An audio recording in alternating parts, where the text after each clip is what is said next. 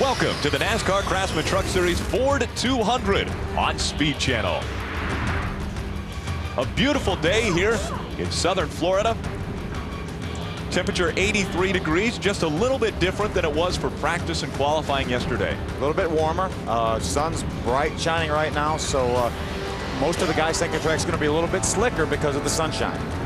Let's take a look at the U.S. Army starting grid.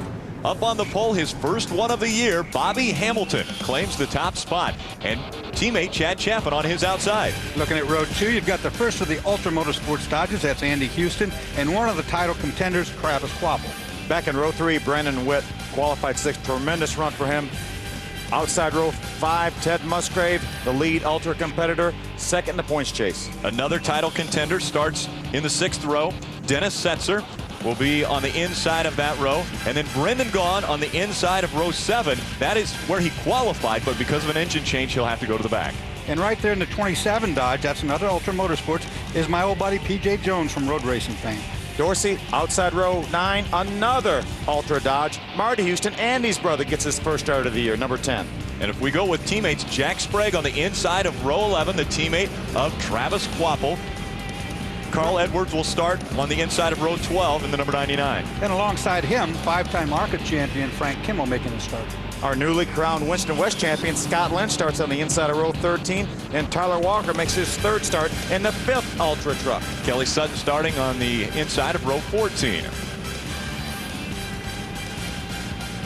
Morgan Shepherd, Johnny Sauter making up row 16, and then provisionals filling out the field. Buddy Rice out of the IRL joining the Craftsman Truck Series for this final race. A totally new facility. All the old records, all the old scrapbooks and notebooks that these guys have out the window. The biggest thing about this racetrack, you see it, is the banking. The old racetrack had 6 degrees. That's down on the apron now. Now all the way up to the top, 20 degrees of banking, a lot more room than ever before, and these guys can race side by side. Dorsey, you and I ran both of the other configurations of Homestead-Miami Speedway. We haven't been on this one yet personally, but it looks awesome. It's fast too. 169-mile-per-hour pole. That's fast. Take a look at the Craftsman race analysis. Again, 36 trucks will start. The pit window, they say 55 to 65 laps, and that's depending upon manufacturer. That's right. A lot of guys say the Fords can get a little bit better fuel mileage. 67 laps is halfway. A lot of people think the Fords can make it all the way to halfway. If they do, this race goes green, they'll have a big advantage. Now, we've talked about variables. A lot of people have compared this track to the old Atlanta track. It's very fast, like the old Atlanta track for sure. One thing that's different is, though, it's at sea level. They have to run a little bit more jet, more fuel, so they won't get as much fuel mileage as they might have been, and they probably won't make quite the power they did at Atlanta. You look at this racetrack from above, and it looks just like the old Atlanta track. A very, very fast racetrack. We'll be riding along with 4 different drivers. We'll be on board with the right now points leader, Brendan Gaughan. And again, he qualified 13th, but has to go to the back of the field because he changed not 1, but 2 engines. He blew 2 engines through practice and qualifying. Next up, we're going to be riding on my old buddy Kenny Schrader in the number 52 Federated Auto Parts Chevrolet. Get a good ride out of him today, that's for sure. Ted Musgrave, second point, starting 10th, has not qualified out of the top 10 in 1 race this year. Look for him to move towards the front. And his teammate, Andy Houston, in the Team ASE CarQuest Dodge, will start in 3rd position. Now, we've talked about teammates. Will they play a role in this? Ted Musgrave has got 4 teammates. Travis Quapple's got 1 teammate. Brendan Gaughan has a teammate in Scott Lynch. Now, a guy that doesn't have a teammate is our other contender, the 46 of Dennis Setzer. I don't think teammates are really going to play much of a role in this race. If we get at the end of the race and a position means the difference between winning and losing, then I think maybe one of the Ultra guys would move over for Ted Musgrave. Maybe Jack Sprague would move over for Travis Quapple. But during this race, I don't think teammates are going to matter. Do you, Dorsey? No, I don't think they will either. Even though you got Brendan Gaughan all the way at the back, I think he's going to have enough racing room on this new racetrack to get the job done. As we get down to this final race, one driver has an opportunity to win 10,000 points or $10,000 for his team, and that's Bobby Hamilton, who claimed the pole. If he's able to win from the pole, he will win the Craftsman Win from the Pole award and earn his team $10,000 from Craftsman. If he would have won 10,000 points, now he would have won this championship already. I'd rather have the dollars than the points at this point in the last race. I tell you one thing, though, Bobby Hamilton was pretty smart. We're talking about Atlanta. He actually went to Atlanta knowing that the racetrack would be similar to this. He tested there, and they have not changed a single thing on the setup from there. He's on the pole. Now, we've talked to the 4 championship contenders, and Brendan Gaughan has somewhat made a prediction, and so we talked to him a little bit earlier. Let's listen to Brendan. From the start of this race, you're going to show the points and say, Brendan Gaughan, Orleans Racing Team, 26 points ahead, Ted Musgrave, you know, whatever. And then by the time you drop the green flag, you're going to show the points as they are now.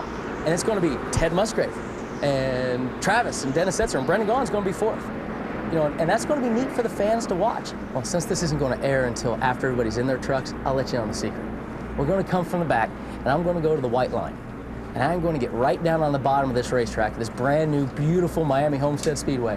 And we're going to get on the bottom, where I've been practicing all weekend. And I'm going to sit on the bottom and watch all these guys in that 2nd and 3rd groove, because this is a great place. There are 2 and 3 and 4 grooves almost.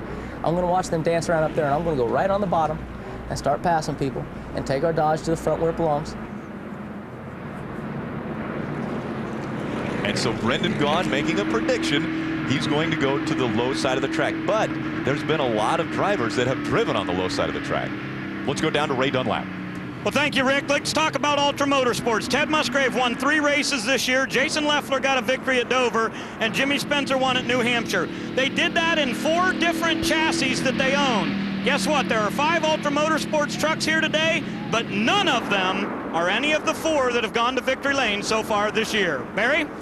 Here we are at Homestead, 36 trucks Homestead, and we got a great crowd, but we got a great crowd on the haulers too. Winston Cup, Busch drivers wanting to know where to pass. New generation tire, first time long runs on this particular tire. Buckle up, Buttercup. We're going homesteading for the last time in 2003. Mike Dolan pulls the pace truck down pit road. Bobby Hamilton and Chad Chaffin out in front of the pack. And the green flag comes out, and we're underway with the final race of the season.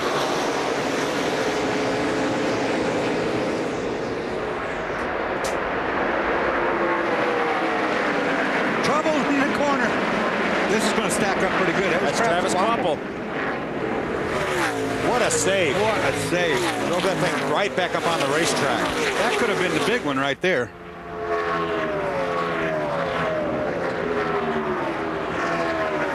That'll get your heart going. Smoke coming out of the 4, but we've seen it before. Tire rub, the left front tire. We've been worried about that for 18 races, and Bobby Hamilton doesn't worry about it. They run low air pressure to start. Once the air pressure, now that's a lot more smoke than we usually see. Look at these guys, 4 and 5 wide here. Now, with the tire rub, there's something new about the tires here at Miami Speedway.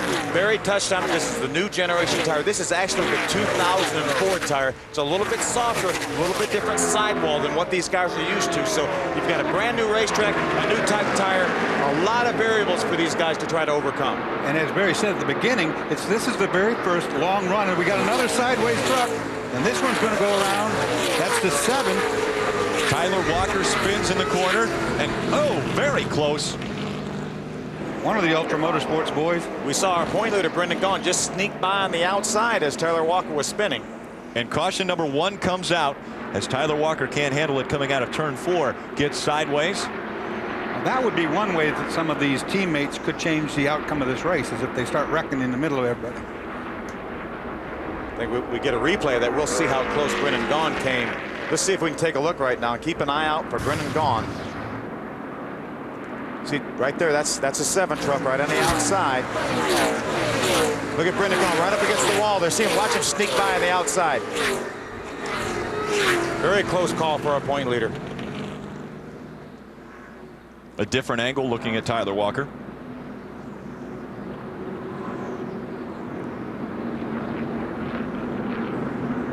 Did a great job, Dorsey, of keeping the thing out of the outside wall.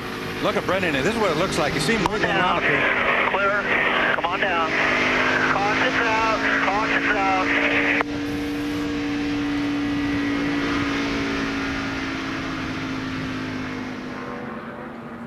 Here's the first incident that took place earlier with our championship contender. Travis Koppel getting sideways on the apron.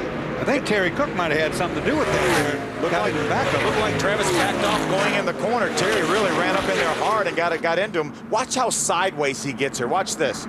See the contact right there. Terry Cook makes contact. He is almost 90 degrees sideways and saves that thing, Dorsey. Well, I tell you what, his arms were thrashing in there, not to get it saved the first time, but to keep it from going back up the banking and into the wall. That was a whale of a maneuver. So far, Dennis Setzer was right behind Travis Kvapil when that spin took place. Brendan Gaughan was right behind Tyler Walker when that spin took place. We're involving almost all of our title contenders, and we've only got through 4 laps. And it's a long way to go. Brendan Gaughan, in his prediction, told you a little bit about our championship race countdown or drop down. And so you see the championship chase drop down. This is the way the points championship would end up right now if the race ended right now. And we're going to continue to do this throughout the entire show. Just as Brendan said, when we start this race, I'm going to be running 4th in the championship fight. But he said, don't look for me to stay there long. You can see he's already gained 6 positions. We only ran a couple green flag laps, and he already got by 6 trucks. Of course, he also said he was going to be right down that white line. When we saw him in that wreck, he was all the way up against the wall. So I don't know what happened there. When that championship chase drops down on the left side, you will see where they're running currently on the track, and then you will see the point deficit they have to the championship. You see the Terry Cook in the 29 Power Stroke Diesel on pit road right now. Trying to repair a little bit of the damage before he got from where he got into Travis Kvapil. So many unknowns, though. We talk about the tires, we talk about this racetrack and how long these tires are going to last and things like that. Most of the guys said these tires never slow down. Every lap is just like qualifying. Looking at the tires on the infield, we saw a lot of scuffing, which is usually a tight condition off the front tires. We saw a lot of that. Now, wear is a concern. Nobody knows yet how far these tires will go. Ray? Well, Rick, the Keselowskis from K Automotive got bad news this week. It is official that Power Stroke Diesel will not return to the 29 next year. Neither will Terry Cook. Terry stays with the sponsor. There's a couple of variables. They may either be going to Roush Racing or PPC Racing from the Busch Series. One of those 2 are the finalists to see where Terry Cook and Power Stroke goes next season. Green flag flies. We're back to racing as they start lap 6 of 134.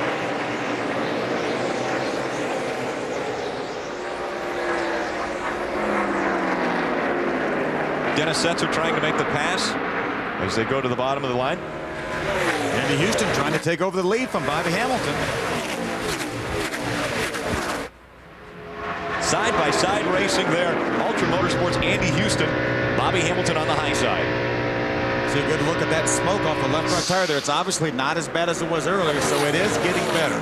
Well, the pressures are coming up for sure, and that's going to give him some more ride height. But he runs right on the bottom. He keeps that nose pinned down, and that's the right thing to do. We've worried about that rubbing a hole in the tire, but he rubs on the top, on the tread side of the tire. It really doesn't hurt anything there. Just looks bad. How distracting is that for a driver that's right behind him? Well, you can, that and yourself, you smell that smoke, and that's, you don't want to smell smoke when you're driving one of these trucks at 185 miles an hour on the straightaway. That's a fact. Bobby Hamilton, Andy Houston, Chad Chaffin, Bill Lester. We have the 3 Bobby Hamilton racing trucks in the top 4 currently. I really like what I'm seeing on this racetrack, man. Everybody side by side, 3 and 4 wide, and we're broken into 2 groups now. There's a second group. Race for the lead going down the backstretch. Andy Houston on the inside of Bobby Hamilton. See who may have an advantage as they get down in turn number 3. This racetrack is doing just what it's designed to do, is allow for side-by-side racing. Fast racing, too. Like I said, 169 mile-per-hour lap average. Straightaway speed, like you said, Phil, 185, almost 188 on the qualifying run. Bobby Hamilton probably the strongest truck through practice and qualifying yesterday, and he's showing it again now. But again, the tire rub, that's got to come into play, doesn't it, as far as maybe his longevity on the track with the way that left front's rubbing? It hasn't so far, and we've watched this over 4 or 5 races. Like I say, it's rubbing at the very top of the tread of the tire, and that's it. Its thickest point. So I don't think so, but maybe Ray can give us some insight on that, Ray. Well, Dorsey, Bobby's been saying on the radio that he's very loose coming off at turn number 4, so he's trying to use the high side of the racetrack to see if he can help it a little bit. But even though he's got the lead, he's been complaining quite a bit about being loose. A battle for second. Chad Chapman trying to get by Andy Houston, and Rick Crawford trying to make the pass. And Rick Crawford with a new paint scheme on that number 14. Yeah, Daryl's going to like that one. It's got flames all over the place. We'll be joined by 3-time Winston Cup champion Darrell Waltrip during our broadcast today. Rick Crawford able to make the pass to get into the second position. That'd make Ford real happy if a Ford could win today. Don't worry, folks. That smoke that you see, Bobby Hamilton says it's normal. Tire rub on the number 4 Square D Dodge.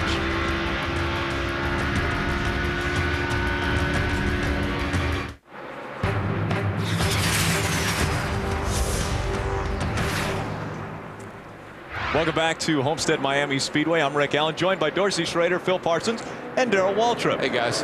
Now, Darrell, you became a race owner or a truck owner today. You think you want to jump into a championship race like going on right now? Oh, listen, I'd love to be right in the midst of this whole thing right here. I'd like to be right where Bobby Hamilton is right now. You know, I talked to Bobby earlier today, and he said, I don't know how fast my truck is. He said, I've only driven it fast enough to stay at the top of the board. And if you notice that smoking you were worrying about, the less it smokes, the faster he goes. He's just pulling away from the field right now. He got a fast truck. Bobby Hamilton now moving by lap traffic. Bobby Hamilton currently just over a second lead on Rick Crawford. And we look at the points championship chase. 5 points separate Musgrave from Gone right now. He's currently running in 19th. Musgrave is running in 12th position. So Gone back up into the top spot for this championship chase. Right now, Dennis Setzer is leading our 4-point contenders. He just took over the 8th position while we were looking at that graphic there. So this thing is anybody's race right now. And I don't know. I was kind of chuckling to myself when Brandon said, I'm going to get it right down on the bottom. Because I've been watching truck racing all year long.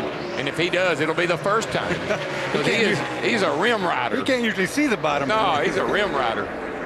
Before the race today, I even talked to him. I said, now, you're still going to go to the bottom. He goes, everybody thinks I'm going to the top. Everybody thinks I'm going to run the top. I think I'll go on the bottom. I'll be able to pass him. See, I think that's some of that championship psychology that you throw on these guys, though. He learned that from you. Oh, yeah. You cycle them out. Or as Jake Elder used to say, you cycle them out. Looking back at your title leader right now, Brendan Gaughan. That's not the bottom. No. That's the other end of the bottom. I haven't seen him pass anybody on the bottom, personally.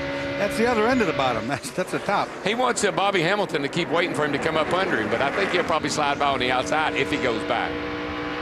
You know, we talked about Brendan losing 2 engines yesterday, talking to Kevin Croyer, his engine builder. He said, hey, I was worried when we put the second engine in because it was an absolute twin to the first one. And sure enough, they went out, put it in, qualified, started looking at the motor right before happy hour and said the same thing happened. So they end up putting a third motor in, which did not have the same batch of parts that those first 2 did. So they really feel pretty confident that this motor's going to go all the way.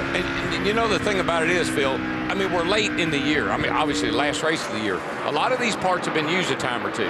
I mean, everybody keeps fresh stuff, don't get me wrong, but some of this stuff's been raced a time or two, been rebuilt, and that can cause you some problems at the end of the year, too. You see the IWX Chevrolet number 11 of Jack Sprague. Earlier, he had a very close call. Let's take a look.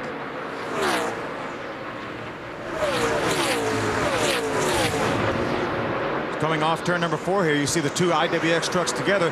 He starts to pull up in front of Matt Crafton in the 98 and didn't quite have him cleared. A very, very close situation right there. Just about opened his tailgate right there. Steve Coulter probably had a little bit of a heart problem, thinking 2 trucks right there and possibly in problems. Brandon Witt having troubles in number 38. That's a shame, too, because he was really running well this weekend. 2 guys that have swapped the title back and forth, or the title lead. Travis Kvapil on the high side, Brendan Gaughan trying to make the pass now on the low side of the track. Well, I think this will be the first truck he passes on the bottom of the racetrack if he does, in fact, get by Travis. But and of course, you got Ted Musgrave, the other contender, right in front of them. So one thing that's really cool is that these guys are racing for their championship. You see the 2 Orleans Dodges right there. Scott Lynch in the 61, Brendan Gaughan in the 62. So the guys were telling me one of the things that's different about this place and what they're accustomed to is when they got here, they started running around the top. Normally, we start running around the bottom and we start sliding to the top. Here, they start running around the top and they've worked their way slowly down to the bottom. Why is that? Well, it's grip. They just put grip in the racetrack with the rubber they've been putting down. But I think everyone heard so much about the fact that the progressive banking and that there was going to be baked more at the top of the racetrack. As you mentioned, Earl, they came here, they automatically started running the top of the racetrack. But they felt like there's only 2 degrees difference between the top and the bottom. As you mentioned, they kept moving down, and now basically they feel like the best way around the racetrack is right on the bottom. Great battle for 7th. Dennis Setzer in that Axiom Chevrolet. With more on him, Ray Dunlap. Hey, Rick, Darrell was talking about used parts. Well, I think the 46 team got a real lucky break earlier yesterday. They found out that they had a transmission that was a little bit seized up, and that was cool, keeping them from getting the maximum power out of the engine. Dennis said it just wouldn't come off the corners like he wanted it to, so they tried a bunch of different gears, and it didn't help. They pulled the transmission out, found out there was a problem with it, replaced it, and Setzer says the truck is good today, but now he still wishes he had a little bit more gear. Yeah, I don't want to make it sound like that they're using used up parts. I'm just saying they've got parts and pieces that they're comfortable with using again. Sometimes that'll get you in trouble at the end of the year, especially when you're going for the championship. I'd want everything brand new. Those 2 guys going for a championship, Brendan Gaughan and Travis Quappel, currently a battle for 14th position, and Brendan Gaughan has taken it away. Gaughan currently running in 14th now. That'll update when they cross the start-finish line.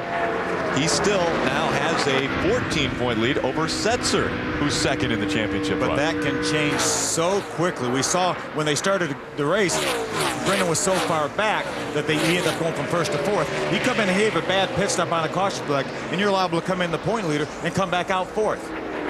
Take a look who's right in front of him now. Ted Musgrave, number 1, will be the next truck to fall to Brendan if he can make this work right here. But you think back to Phoenix, you know, Brendan had an engine. Brendan was going to have a great finish at Phoenix. They had an engine problem there, and he lucked out. That stayed together, and he was able to finish 12.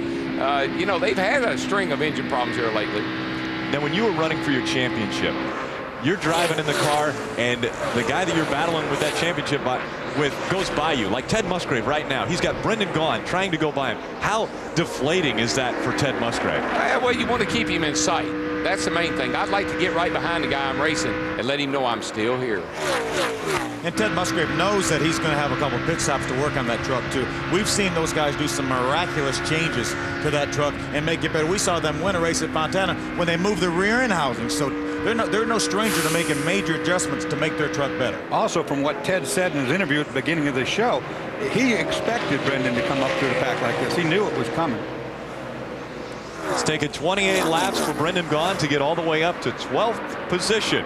He started at the back of the pack because of an engine change. Brendan Gaughan leading the points chase here at Homestead-Miami Speedway. The NASCAR Craftsman Truck Series Ford 200 on Speed Channel is brought to you by the next Ford F-150, the most dependable, longest-lasting trucks on the road. By Craftsman, the official tools of NASCAR and the NHRA. And by Miller High Life. To live simply, proudly, boldly, manly. This is the High Life. Our leader, Bobby Hamilton, in the Square D Dodge number 4, out in front of Rick Crawford by over 2 seconds. No more smoke either. Yeah, and just to give you an idea how far behind Brendan is, here comes Bobby now. He's at the line now, and Brendan's going down the back straightaway, half lap down. It's a good little race right here. Jack Sprague, Dennis Setzer. Yeah, and Brendan Gaughan has just closed in. There's him in the back of the picture there. He's just closed in on this little group. Carl Edwards just got by Jack Sprague, and here comes Brendan.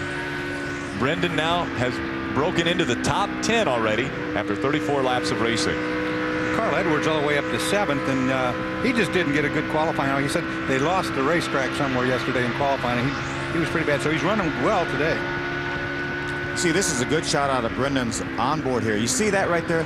That's the bottom of the tape, and that's the actual top of the windshield up there. That's how much tape these guys put on these windshields because the sun's getting lower and lower. Look, watch as they go down into turn number 1. You see that sunshine, and that's going to only get worse as the race wears on. And Phil, Brandon's a stocky kid. He sits really low in that truck, so he's almost looking up out of the truck, looking right straight up into the sun. Plus, you saw the rubber marks that were on that windshield right there, and that makes a big, big problem when you go into the sun. That stuff just goes to complete opaque. You can't see out of it. I'm sure he's got several tear-offs on that windshield. If he gets a chance to get them off. on a pit stop. That's been one of the greatest inventions that they've ever come up with, is I'm those telling you. tear-offs. Here's the truth there. Great battle for 9th position. Dennis Setzer, Brendan Gaughan, both in the championship hunt. Brendan Gaughan going by Dennis Setzer on the low side. Well, if you can come from the very back and win your championship by going to the front by all you guys, more power to you. That guy's strong. The way that 62 truck is run all year long, though, Dorsey, on the super speedways, they got a great package. The truck handles good, and they got some power. Let's go down trackside to Ray. Well, guys, Setzer's just a little bit tight right now as he's coming off the corner. They're going to make an air pressure adjustment to adjust for that. Here's what I thought was a little bit weird about their deal. They were planning on bringing Tweak here, which is the name of one of their trucks. They ran it at California, Vegas, and I think they also ran it at Texas. But they decided not to because they tested here Monday, and they like this particular truck a lot better. This truck is called Stan, and it's got 3 victories this year. Stan has been the man, and they said even though those wins were on a short track, we're going to bring it here and roll for the dice. Barry? No, Carl Edwards has talked about his truck being a little bit loose. I know Setzer got by, but really, I don't think that that's a bad deal. Do you, DW? Oh, no, I don't think so. We've documented here a time or two, those guys have a history of coming in and fixing their problems. And, hey, Ray, one of my car owners always told me that truck doesn't have any idea where it's at. So you can run them anywhere. I guess you're right, but it just seems weird when he wins with it at Martinsville that he bring it to a track that's this fast now. Well, it's comfortable. He feels good in it. When you're running for a championship, you probably want to be comfortable. Yeah, you want to have a piece that you feel confident in, and it drives good, and you know you've won in it, and so it gives you a lot of confidence, added confidence. We talked to Brendan Gaughan's crew chief, Shane Wilson, in Michigan. He said, I felt like I brought the truck with a little bit too much downforce. And about that time we got done with the interview, he took the lead and won by 11 seconds. too much downforce. Kind of like what he's trying to do right now, as a matter of fact. Barry? Hey, DW, why wouldn't you run it? It's got to fit the same templates. They're running the same front springs you run at Martinsville. Yeah, Barry, this track is so smooth, and they got them sucked down with real soft springs. In back, got that great big old right rear spring laid up in them. I would go with the piece that felt good. A lot of these guys are talking about having a bigger right rear spring than a right front spring, which is incredible. I don't even want to tell you the numbers that I heard, Phil. I mean, the softest right rear spring I heard was a 600-pound right rear. Now, maybe that doesn't mean a lot to the people at home, but they got a 450 and a 500 in the right front. So the stiffest spring in the truck is in the right rear, and it's all because of that great big blade that these things have to pull. It keeps from sinking the thing down in the earth. And what a 600-pound spring is, that means as you compress a spring 1 inch, it takes 600 pounds to compress that spring 1 inch. These guys will get, what, 2.5 inches of travel in the rear, 2 to 2.5, so these springs will actually be like 1,500 pounds of compression. Yeah, these things generate a lot more downforce than people think they do. I have people all the time say, don't they drive funny? They don't. They drive they drive great. Brendan Gaughan took 7th position away from Jack Sprague in that IWX number 11. Yeah, these things have about 1,600 pounds of downforce. That's almost as much as a car today. Well, it's probably a very, very close with the spoiler package and the way the noses are pulled out on these things. We look at the championship chase where the championship contenders are running. Ted Musgrave currently 14th. He started 10th, so backing up a little bit in the Mopar Dodge.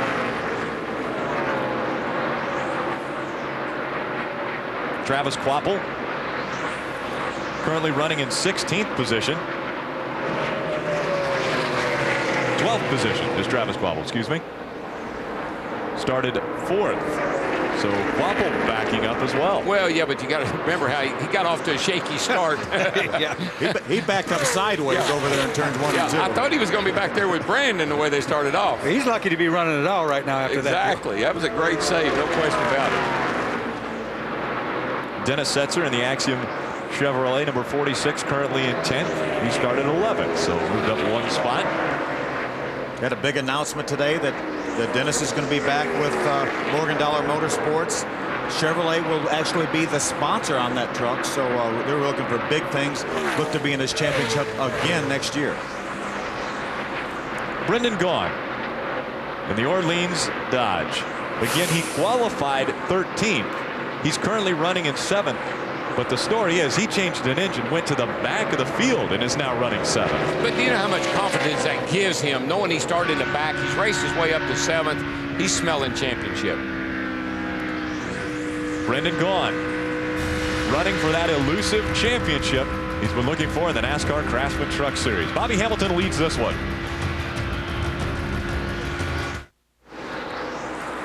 2002 NASCAR Craftsman Truck Series champion Mike Bliss looks on from atop the IWX Motor Freight War Wagon.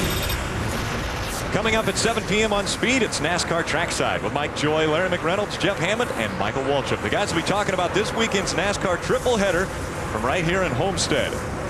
Among tonight's guests will be the winner of the championship from here in Homestead-Miami Speedway right now on the track. Also Anthony Edwards, that was Goose from Top Gun, and all the guys in the hunt for the Busch Series title. Trackside live from here at Homestead-Miami Speedway, only on Speed. You know, one thing, Rick, I'm happy about is we run 50 laps now, and that's a lot of laps on these tires. We've seen no indication of a problem. I know there's a bunch of Cup drivers and Busch drivers down there that probably a big sigh of relief. Bobby Hamilton's waving right there. Yeah, he is. Something has to be wrong here. This could not be a scheduled pit stop. Could have this early? 50 laps, that's very, very early to come in. Bobby Hamilton coming in. Let's go down to Ray Dunlap. Well, it is scheduled, Rick. They've been talking on the radio for 3 laps now to be ready for him because he's on his way. I just heard a couple other guys say on the radio they can go 6 more laps, so I'm not sure what's going on. I'm on my way to his pits. Right now, here we'll see. Bobby has said nothing more about the racetrack or the car here, the truck, excuse me. And we're almost there. We're there. That's a long way down pit road, but Bobby is on his way down here. Square D Dodge. As I told you, he was complaining about loose earlier, so I'm just wondering if it's gotten so bad that he decided that the chassis adjustment was more important now than giving up the track position. These guys go to work here on his Square D Dodge. They'll do right side tires, no problem over there. Everything looks pretty smooth. Got help from all different teams here from Bobby Hamilton Racing. Left side, just a little bit of a hang up on the left rear. Fronts are done, ready to go. They make a wedge adjustment in the left side, and he's on his way.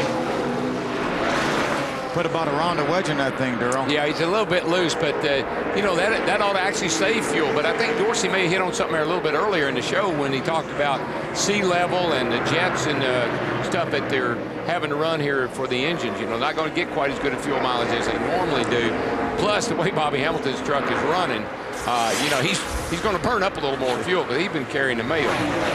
There's our new leader right there, Rick Crawford. He actually had caught Bobby Hamilton prior to Bobby coming in the pits. He was almost 2.5 seconds behind at one time, and he was able to run him back down within a half a second. And if you remember, Rick Crawford won to start off this season in Florida. This might be his state. Oh, yeah, well, it's a fast racetrack, got that Yates power. You know, he could have a good day. I see Bobby Hamilton, he's back smoking those tires again. David Starr right behind Rick Crawford. A great run for David Starr in that Spears Manufacturing number 75.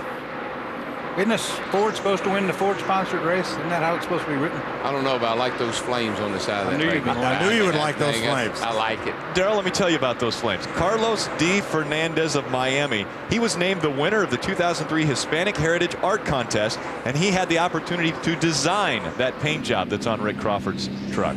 Let's go down to Barry Dodson.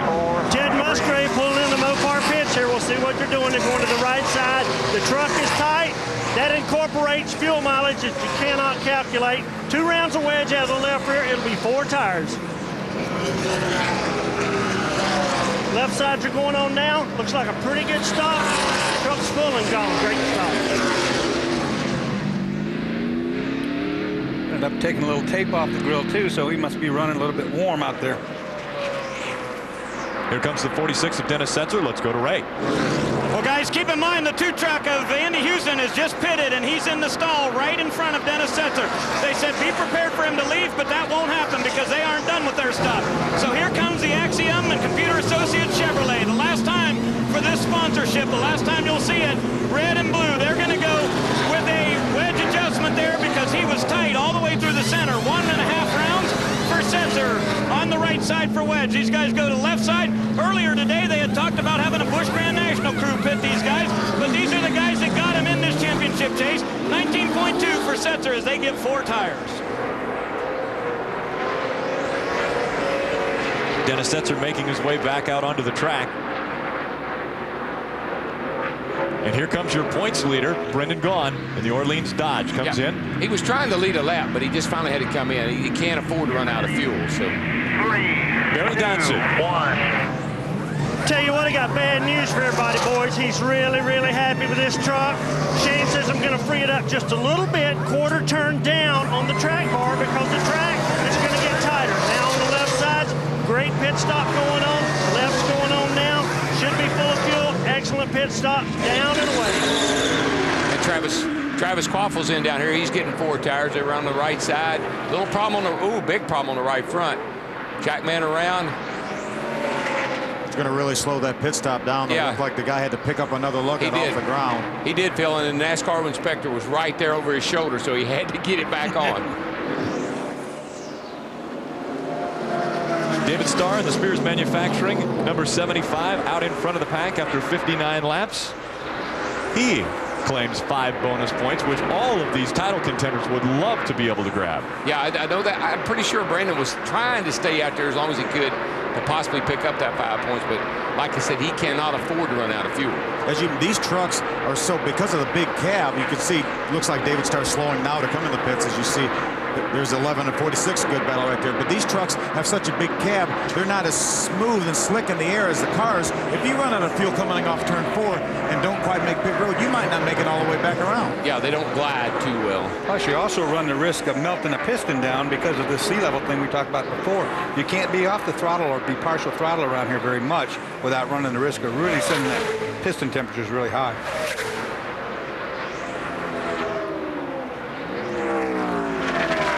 David Starr possibly testing that pit window we talked about. Already completed 60 laps.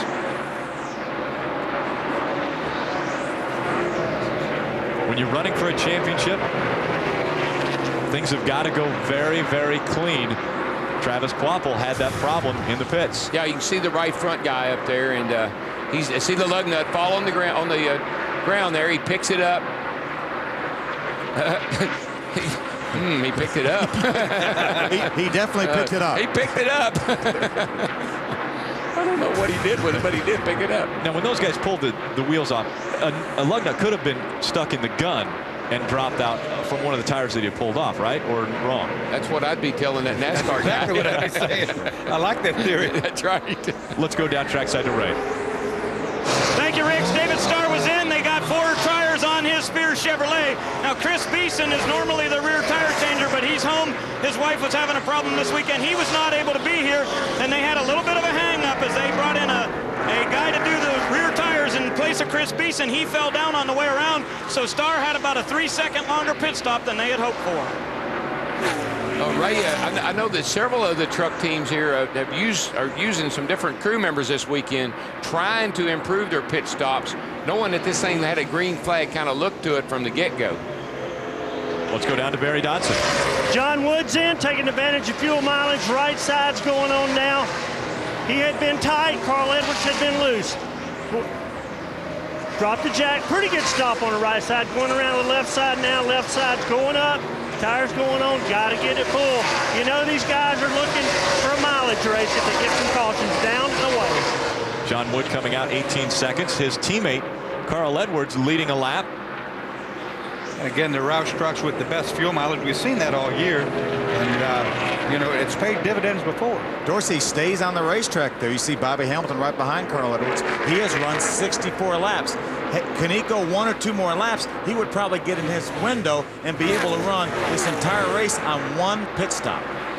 134 laps. If he could make it 67 laps, he'd be exactly halfway. Remember, we ran 3 pace laps, so he actually has run 67 laps if you count the 3 pace laps. So there's Bobby Hamilton. Obviously, he's got fresher tires than Carl Edwards, but I'd say if Carl can run about 1 more lap, he's in that window. Yeah, he is, and he's not going to race Bobby right now because he's trying to make it all the way to his fuel window, and so he lets Bobby go.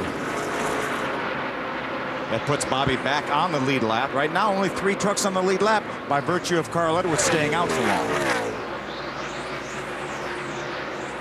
Bobby Hamilton trying to catch up to our leader, Carl Edwards.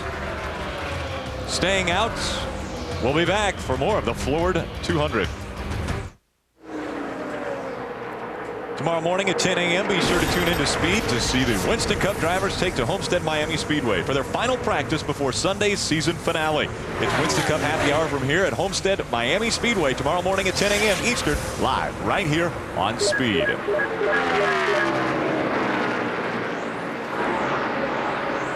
Great battle for 8. Dennis Setzer and Jack Sprague. Dennis Setzer in the Axiom Computer Associates number 46, Jack Sprague in the IWX number 11. Now, while we were at break, our leader, Carl Edwards, decided to come in for a pit stop, which he desperately needed to do, and might have come in a little quick, guys. Yeah, well, it's just tricky coming around that turn right there. It's a lot of dirt and debris down there, and you get on your tires, and you can get in trouble. Barry? You're exactly right, guys. He came in, he almost got the water barrels. He was trying to capitalize on getting to pit road as quickly as he could. They backed that up with an excellent pit stop. But DW, there's a lot of sand down there, buddy. We're close to the beach. Yeah, there is, Barry, and of course this new asphalt is going to shed a little bit too. So the inside of the racetrack down there on that apron is going to be pretty dirty. It's a battle for 11th right there. Carl Edwards, Ted Musgrave. We now have 13 trucks on the lead lap. Take a look at the championship chase. Brendan Gaughan, first in points. Ted Musgrave currently in 12th position. Great battle for second in the points race between Musgrave and Quapple right now. 54 and 55 points, and 56 with Setzer. 2 points for 3 positions right there. Unbelievable. Been that way all year, though. I mean, these guys really putting it on the line. Yeah, and, you know, since those that early caution we've had, it's been down and dirty here, green, and these guys are doing a great job. Everybody's running smooth. Travis Quapple currently in 10th position. It's really kind of amazing that these guys, having never seen this racetrack before, this is the first race of any kind on this racetrack. As we had that one caution flag. Otherwise, we've gone about 60-some laps now, clean and green, and on a brand new racetrack.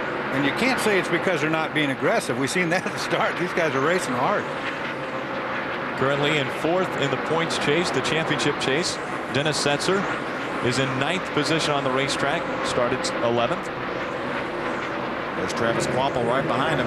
You know, we saw that graphic that right now he has a 50-some point lead if the race ended right now. But hey, that could change so quick there. All he would have to have is, again, a bad pit stop, a flat tire. Anything could happen and cause that lead to go away big time. And Brendan Gaughan knows that anything can happen because the last 2 races something has happened. Absolutely right. That, you know, you look at what happened where he has a spark plug come off or whatever the real story was on that, we don't know. But with 10 laps to go, you know, he had a pretty sure thing going and the motor fall off. And he comes here, he should have been in a rocking chair, and he's not. You know what I liked about it? I was listening to that race you guys were doing, and Brendan was talking to his crew, and he wasn't panicking. He said, tell me what to do. I've got a problem. Can anybody help me here? Tell me what to do. He didn't go off berserk, you know, and start screaming that we got an engine problem. Very methodically, he and his spotter and the crew chief all talked through the situation. A lot of strategy going on. Ray? Hey, Rick, I just wanted to talk to all your drivers you got up there in the booth, because here's what the crew chiefs would be saying to them if they were out there racing. Guys, we're going to go with a gas and go at the end. These tires are great. There's no tire wear. We're going to need tires later on. We're going to gas you and go at the end. So that set of tires you got there on that last pit stop, that might be all you have till the end of the day. What do you think of that? I think that very well may be what happens, Ray. And then one guy that's not going to have to worry about a gas and go, I don't think, is Carl Edwards. I think he pitted on lap 66. He's got 68 green flag laps to go. He ran 3 pace laps. I think he can do it. I think he can too, and if I was him, I'd be thinking that way and saving a little fuel right now, because the race could fall right into his lap. That's what the crew chief should be hammering on right now, is get in behind somebody and ride. Get out that throttle. Don't use your fuel up. Guys that are in the throttle right now battling for 3rd. Andy Houston out in front of David Starr. And I think strategy is different. Everybody's on a different agenda. You got some guys that shot at winning a championship. Got some guys that just want to win a race. So I think it depends on what your situation is to what you're going to do when you come down to that last stop. 46 and 16 battling it out here. Dennis Setzer out in front of Travis Quapple. Battle for 9th position. Dennis Setzer They just took over that position from Chad Cheffin. Both of those guys got by Chad.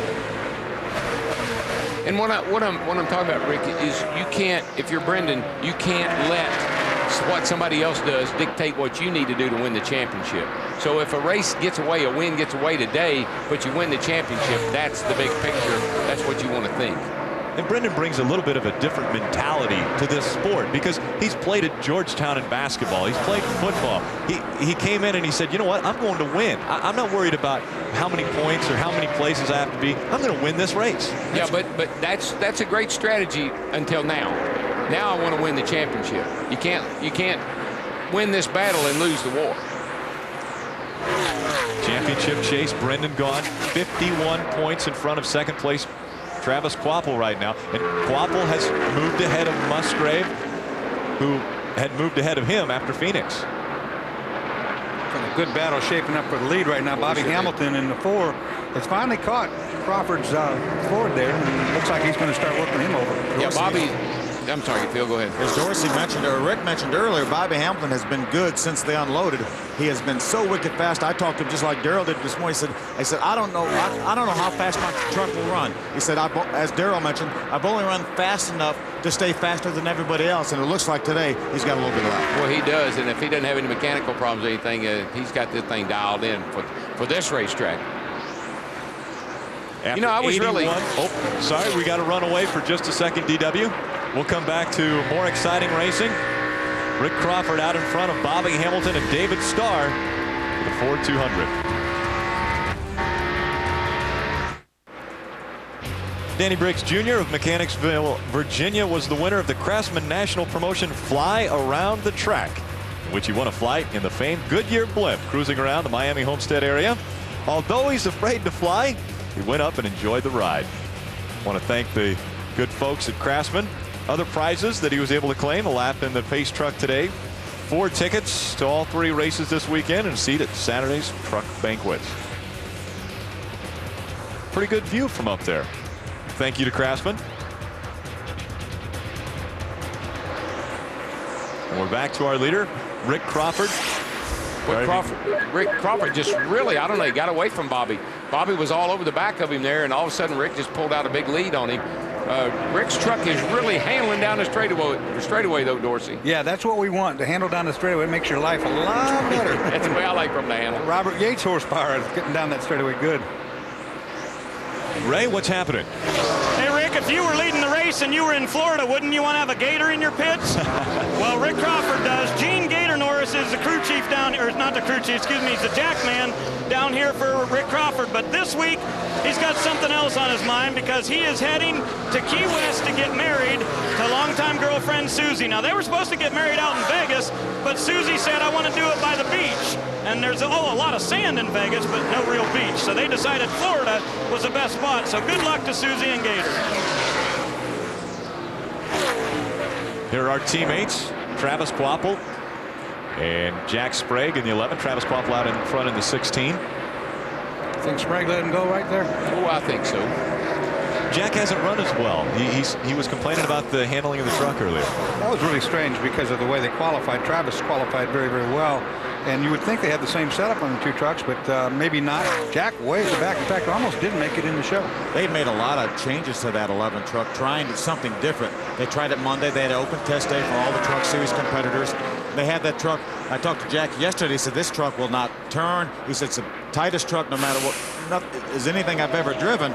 So they changed the truck back for happy hour, just like the 16 truck of Travis Kvapil, and he was considerably better in happy hour. And that's why we can see him racing now in the top 10. Got a smoker over in turn 3 there. Looks like Schrader. Oh. Ken Schrader in the Federated Auto Parts number 52. And that's coming out of the tailpipe, so you know what that's going to mean. Yellow flag, boys. Our second caution of the day comes out as Ken Schrader has problems through turns 3 and 4. This will get everyone in their pit window. I think we'll see everybody pit on this caution flag, and that will get them all in the pit window. We've only got 44 laps to go, so this will do it. This is going to negate any advantage Carl Edwards may have had on fuel. And when the caution flag comes out, again, the top 3 series in NASCAR, all positions must freeze right where they're at on the track. They'll all get in line. They'll line up behind the pace truck. And then at that time, they'll open up pit road. And I would imagine we'll see quite a few trucks heading in for their final pit stop. It's going to be extremely important for these guys to get a good pit stop right now. I think here's where you say, do I take 2 or do I take 4? Do I take track position? That'd be critical right now. These guys have about 30 laps on their tires. Most of these guys pitted around lap 60. We've gone now 91 laps. So it looks like, as Ray mentioned, I think, in Barry, the tire wear looks really good. So there could be some 2-tire stuff. When this caution came out, Carl Edwards running 11th. Should he stay out? Track position, he could move all the way up to the front, and like you said, he's running a good truck. Well, you know, maybe there was a gamble, and this will certainly help him with the caution laps. He gets up in the front, he got track position, maybe so. We'll see what they decide. And if timing and scoring is right, Scott Lynch, Brendan Gaughan's teammate, will be the recipient of the free go round, and he'll be back on the lead lap. See all the leaders peel off there to head towards pit road. We'll see if Carl Edwards decides to also.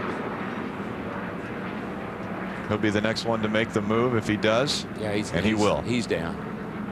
See over to the right of your screen there's all the leaders coming down pit road. There's too many unknowns, tire-wise and everything else, to maybe gamble on that today. Let's go down to pit road and Barry Dodson. Orleans Dodge pulling in a pit, Rick. Going around here, we'll probably see 4 tires. Everybody can make it now on fuel. Pretty good stop on the right side. First can's going in. Here they come, left side. Left side's going up. 1 can of fuel, that's all. Down the range. Hey, Barry, they're going to make an air pressure adjustment, adding 1.5 pounds to the right rear for Crawford. He said it just starts out too loose for him, but they said no way would we go with 2 tires. This will be a 4-tire stop for the number 14 Circle Bar team, and they head out. Well, Musgrave's guys won the battle of pit lane right there as he picked up 2 seconds on the competitors. Uh-oh. They're leaking something, I guess, because that's what Puts out of gear. Dennis Setzer off pit road. Well, there went that strategy with the 99. It all went bad, didn't it? Ray, what's happening? Hey, big chassis adjustment for Setzer. I couldn't get down there, but I just looked and see if they did really what they were talking about. 5 rounds out of Setzer's truck on the right side, so huge chassis adjustment there. And David Starr did go for the gamble. They went with 2 tires instead of 4, so right sides only for the 75. David Starr looking to win his first race of 2003.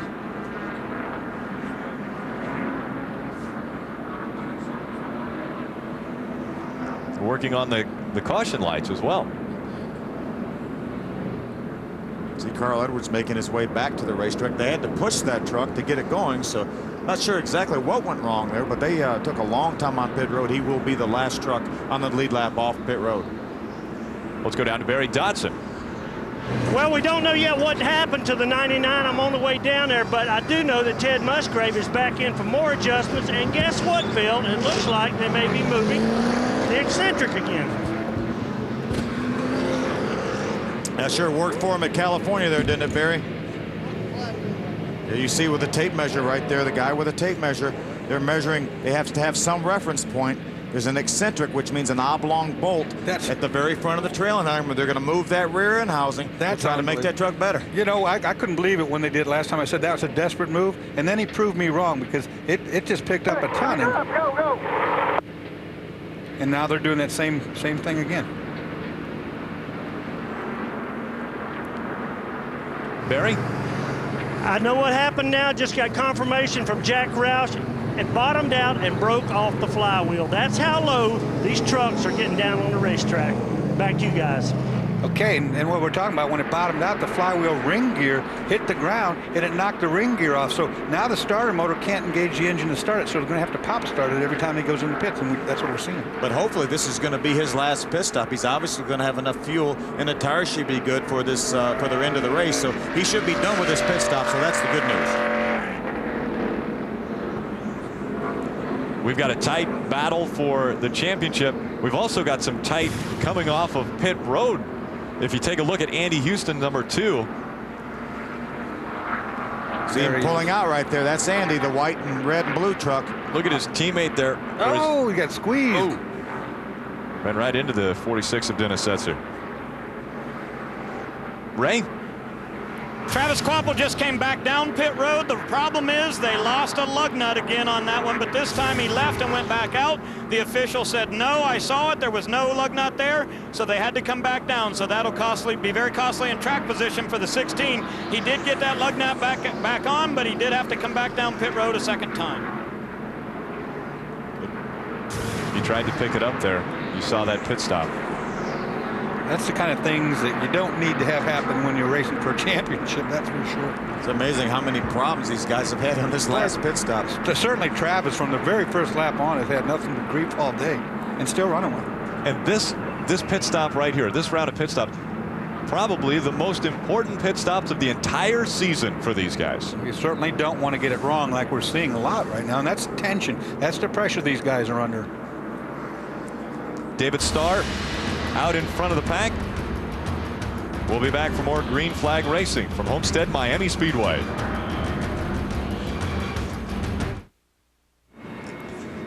The NASCAR Craftsman Truck Drivers Association collected autographed hats and hero cards to send to the American troops overseas. This week, they received in return a framed certificate from the Pentagon, a letter of appreciation from the 447th Expeditionary Aerial Troop, and an American flag that the troops flew over Baghdad Airport on 9/11 this year in honor of the 2nd anniversary of those that lost their lives in the 2001 tragedy.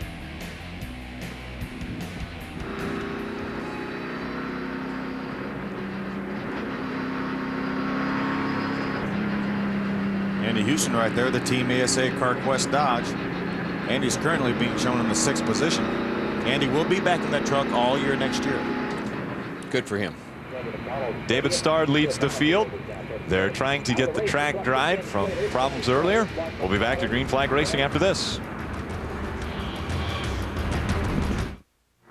Welcome back to the Ford 200 live on Speed, Homestead-Miami Speedway. The final edition of the NASCAR Craftsman Truck Series. 25 races. This is the 25th.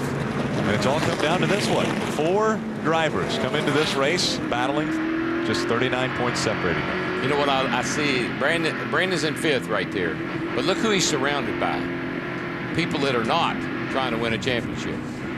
See right now, that windshield, how dirty all that stuff is. When you go down here into the turn and that sun hits right in front, it's really hard to see out of these trucks. You know, it looks like he did not do a tear off there, and I don't know why he didn't do it. This is probably going to be his last pit stop, and he probably has the dirtiest windshield out there. I believe I'd have done the tear off thing there. I'd want to be able to see clearly now, wouldn't you? Yes, I would, because things don't get real close here. Yeah, you can feel the heart rate pick up just a tad right here.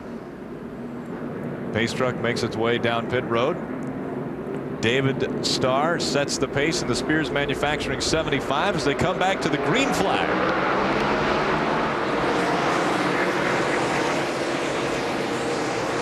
Remember, David only changed 2 tires on that pit stop, so we'll see how good 2 tires run against these 2 trucks that have been circled. Look at Bobby Hamilton go right to the top of the racetrack. Tell you what, a bunch of the Winston Cup guys and the Busch guys are watching this 2-tire strategy as well to see if that is going to work well for him, David Starr. Well, that's a big move by Bobby up there, getting up on the outside and nowhere to go, but it looks like those 2 tires aren't working all that great right there. Ray, what's happening? I just wanted to check with Dave McCarty. How big of a gamble is 2 tires? Well, we tried it and tested them the other day, Ray. It didn't seem to hurt us too bad. And as Darryl always told me, it's time to sit on a hot stove and sweat ice cubes. We're going to do it. I would say at this time of the year, why not gamble, right? It's been one of them years, so we're going to take a chance and go. All right, Dave McCarty, the crew chief on David Starr's 75 Spears Chevy. They were 4 wide going into turn number 1. Rick Crawford came out in front. Crawford drove down to the bottom, and I'm surprised that everybody played that good because I don't think that anybody knew he was down there. I think right now is the worst case scenario for the 2 tires. Oh, trouble up in the wall. Oh, good save, but see who that was. That's Tyler Walker. Yes, Tyler Walker. He's He's been in trouble the whole race. His truck just hadn't handled for him. But right now, like I said, the worst time for the 2 tires because the pressures have got to equalize the rights to the lefts, where the guys with 4 tires are going to be a little bit more easier to work with. And they drive really funny when those tire pressures are all mixed up like that. Yep. We stay green. That's surprising after that pretty hard hit in the wall by Tyler. Tyler Walker. Oh, and the caution flag now comes out. Brandon is around. Big problems. Our point leader gets spun around and hit hard into the wall. I don't believe it. All because they were coming to the yellow. Oh, and he hit very hard. My. Oh, my goodness. Brian Refner coming in the number 80 as Brendan Gaughan was sliding to the inside of the track. Yeah, Brian had committed to the bottom of the racetrack. He really had nowhere to go. They were coming down in the yellow. You know, we were saying no yellow, no yellow. All of a sudden the yellow pops out. Brandon slowed down and got nailed from behind. That's what got him spinning. Safety crews will get out there and check on these drivers. Brendan, you okay? You see Brendan taking the steering wheel off. Through the steering wheel. Oh, he's just disgusted right now. He's just really. Just brokenhearted. Yeah. I mean, The championship just went away. For And he Brendan knows Gaughan. that. That's what he's feeling right now. He'll tell these guys, I'm all right, just leave me alone. Leave me alone. He just can't believe it. Had a great truck, come from the back. But, you know, I was concerned about where he was in the restart there because he needed to be thinking about being very cautious. And I'm sure he was, but his dad, that's his dad, and Michael Gaughan. he can't believe it either. Nobody can believe it. They fought this war, they've come this far, and have it in like that. So he really took a shot from Brian Refner there. Again, Brian had nowhere to go, but man, he hit him hard. And that was in the grass, so there was no slowing up to be done. What a shame. But we've got 3 other championship contenders now. They see Brendan's truck over there. Their spotters are telling them, hey, our point leader's out. They don't want to have to win a championship this way. But right now, they're going to have to put that out of their mind, and they're going to go for that. We've got a real battle now. Let's take a look at what happened. It's a stack-up effect. You That's see right Marty here. Houston in the 10 out here in front sliding. Oh, he got nailed. Yeah, got nailed by Marty. Sent him into the outside wall head on. Hard contact. You're going to see he's going to slide down the racetrack. Again, smoke, debris going everywhere. Now the racetrack's completely covered in antifreeze. Marty's against the outside wall. Now Brendan's truck's going to dive to the inside. Brian had already committed to the bottom of the racetrack there. Man, hit him. Man, that was a big hit. And luckily, right behind the door on the rear axle. Luckily for Brendan there, hit right at the post. Yeah, you can see where it's all back in here and not. There's a spring bouncing out. You tell me that's not a hard there hit. was where the most of the impact was, right there. Fortunately, not right on the door. Brendan Gaughan has climbed out of the number 62. Not happy. The championship just slipped out of his fingers. And he knows it, and it's the worst feeling in the world. He just wants to go somewhere and hide. So close, so close. The man drove so well all year. And again, not of his own making, just in the wrong place, wrong time. Been in the right place all year long. Happened that time. You have nothing to be ashamed of. You had a boy. Yeah. Brendan knows he was number 1 today. You did it, man. He's had a great year. He's got such a great attitude there. He is so much fun to be around. He's a fighter, I'll tell you that. This is, he may not get this championship today, but he's going to win his share of championships. He already has in his career. Yeah, he's done a great job all year long. Great showman. Let's look again at the devastation that has hit the Orleans team. See Marty Houston right there, the front, right front. He actually had to go up high to avoid one of the IWX trucks. And when he did, he got up in a loose stuff there, lost control of that thing, and came down and caught Brendan in the right rear corner. Was that Quaffle that was? Ooh, Man, that was a hit. That's a hard lick. I couldn't tell if that was Travis or if that was Jack Sprague in the other couldn't either, IWX but man, I truck. almost got him too. Take See another if we can look see at who this. that is down on the bottom there, Phil. I think that was Sprague right there. That's Travis. Yeah, it almost got him too. And folks, just to get a perspective on this, when they're coming down that straightaway, even though there was damage and there was parts flying, Brendan Gaughan's truck probably hit at least at 100 miles an hour by Brian Refner.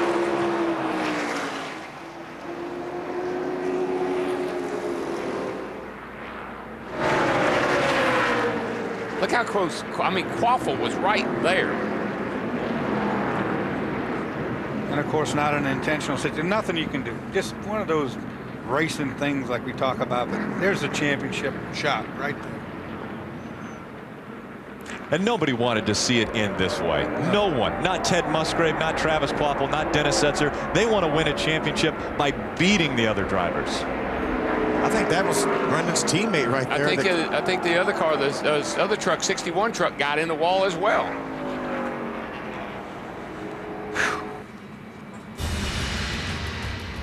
Brendan Gaughan acknowledging to the crowd as they cheered him on as he got out of the truck. He appreciates their support. He needs that right now, too. It make him feel better.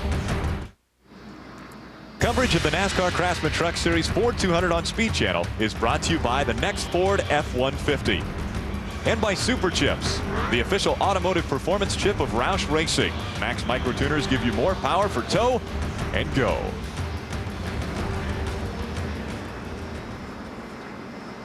Brendan Gaughan's number 62 being taken off of the track. We have a shot on board with Brendan Gaughan as he went through that ugly ride. Okay, caution's coming out.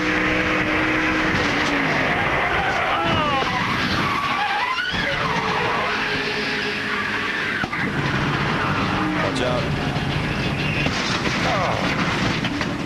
Boy. It's hard to even put in words how that impact felt, isn't it, Dorsey? Because people at home have never been through something like that. It's just a wicked thing. You know, knocks your breath out of you. You don't know what's happened for a minute. It takes you a while to realize, there went my championship. Am I okay or not okay? You just don't know. Now, as devastated as Brendan Gaughan and his team are, these guys have got to start thinking, we've got a championship to win. Look at how close the points are now. Well, the worst right now that Brandon can finish is 32nd. Based on the laps we got to go. So these cats have still got to get to the end. Yeah, if all these other three competitors, something was to happen, they were to fall out of this race, then Brendan could still win this championship now. Yeah. Obviously, the odds are against that. The odds are against that, yeah. Not very likely, but then we didn't expect this to happen either. You got to know the crew chiefs of these guys are all yakking like crazy right now, saying, oh, man, only this many laps left. You guys can do it. You got to buckle it up right now. Well, they were all racing Brendan to start, before now. Now they're racing each other. And it's going to be a race. And they're all right there pretty close together. Kvapil's 9th, Sesser's 8th, and Ted Musgrave's 12th. So they're in a little wad right there. Little mini wad. Mini wad. Don't say a wad quite yet. That might not a wad yet. It might turn into one. Might be one. Little mini wad right now. There's Musgrave. He's the last truck right now on the lead lap in 12th. But remember, the reason he's that far back is he made so many pit stops on that previous caution flag. Dennis Setzer running for a title in 1999, finished up 3rd because of an accident that was not of his doing. Someone else took him out of the race. Just like we just saw with Brendan Gaughan. Yep. And you absolutely hate for Brendan that happened, and these guys hate it for him too, and they're going to say that because Brendan was a class of he was a class field again.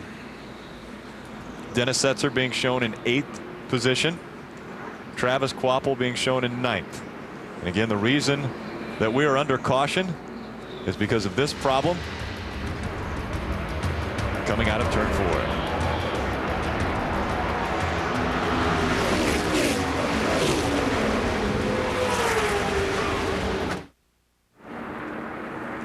Welcome back to the NASCAR Craftsman Truck Series Grand Finale here at Homestead-Miami Speedway. And things have, for the worse, just got better for 3 drivers.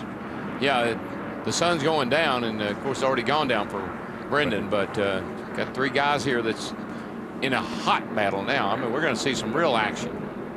And a championship, things like this happen in auto racing. This is the way some races are won and lost, and some championships are won and lost. Got one to go here, and we're gonna these guys are gonna have to suck it up. They're gonna do some real hard racing right now because they got to finish ahead of each other. I'll tell you what, Daryl, you know what, all of us know it really. This can be the most cruel sport in the entire world, and it can give you the highest high that could ever be achieved, and all at the same time. The peaks are never as high as the valleys are low, I can promise you. 25 laps remain in this race. Let's take a look back at what just happened. 10 truck just got up high down there. They were coming to the caution, and I don't know if that had anything to do with it or not, but the 10 got up into the loose stuff, got in the fence, and when he came off, he got into Brendan, and then, man, that 80 truck just pile driving him. Look at all the debris on the grass there. I mean, he was so fortunate that it was behind the driver's door. Brian Refner, the driver of the number 80, also to the care center to check him out. Because, again, that was a that's a hard lick hit. on, you know, Refner. He was conscious, and he, under his own power, went to well, the he's ambulance. got probably got that left leg on that brake pedal. When she hits something that hard, well, it's going to be sore at best. Rick Crawford now setting the pace as he sits out in front of our smaller field. 28 trucks on the track. Take a deep breath. You call it.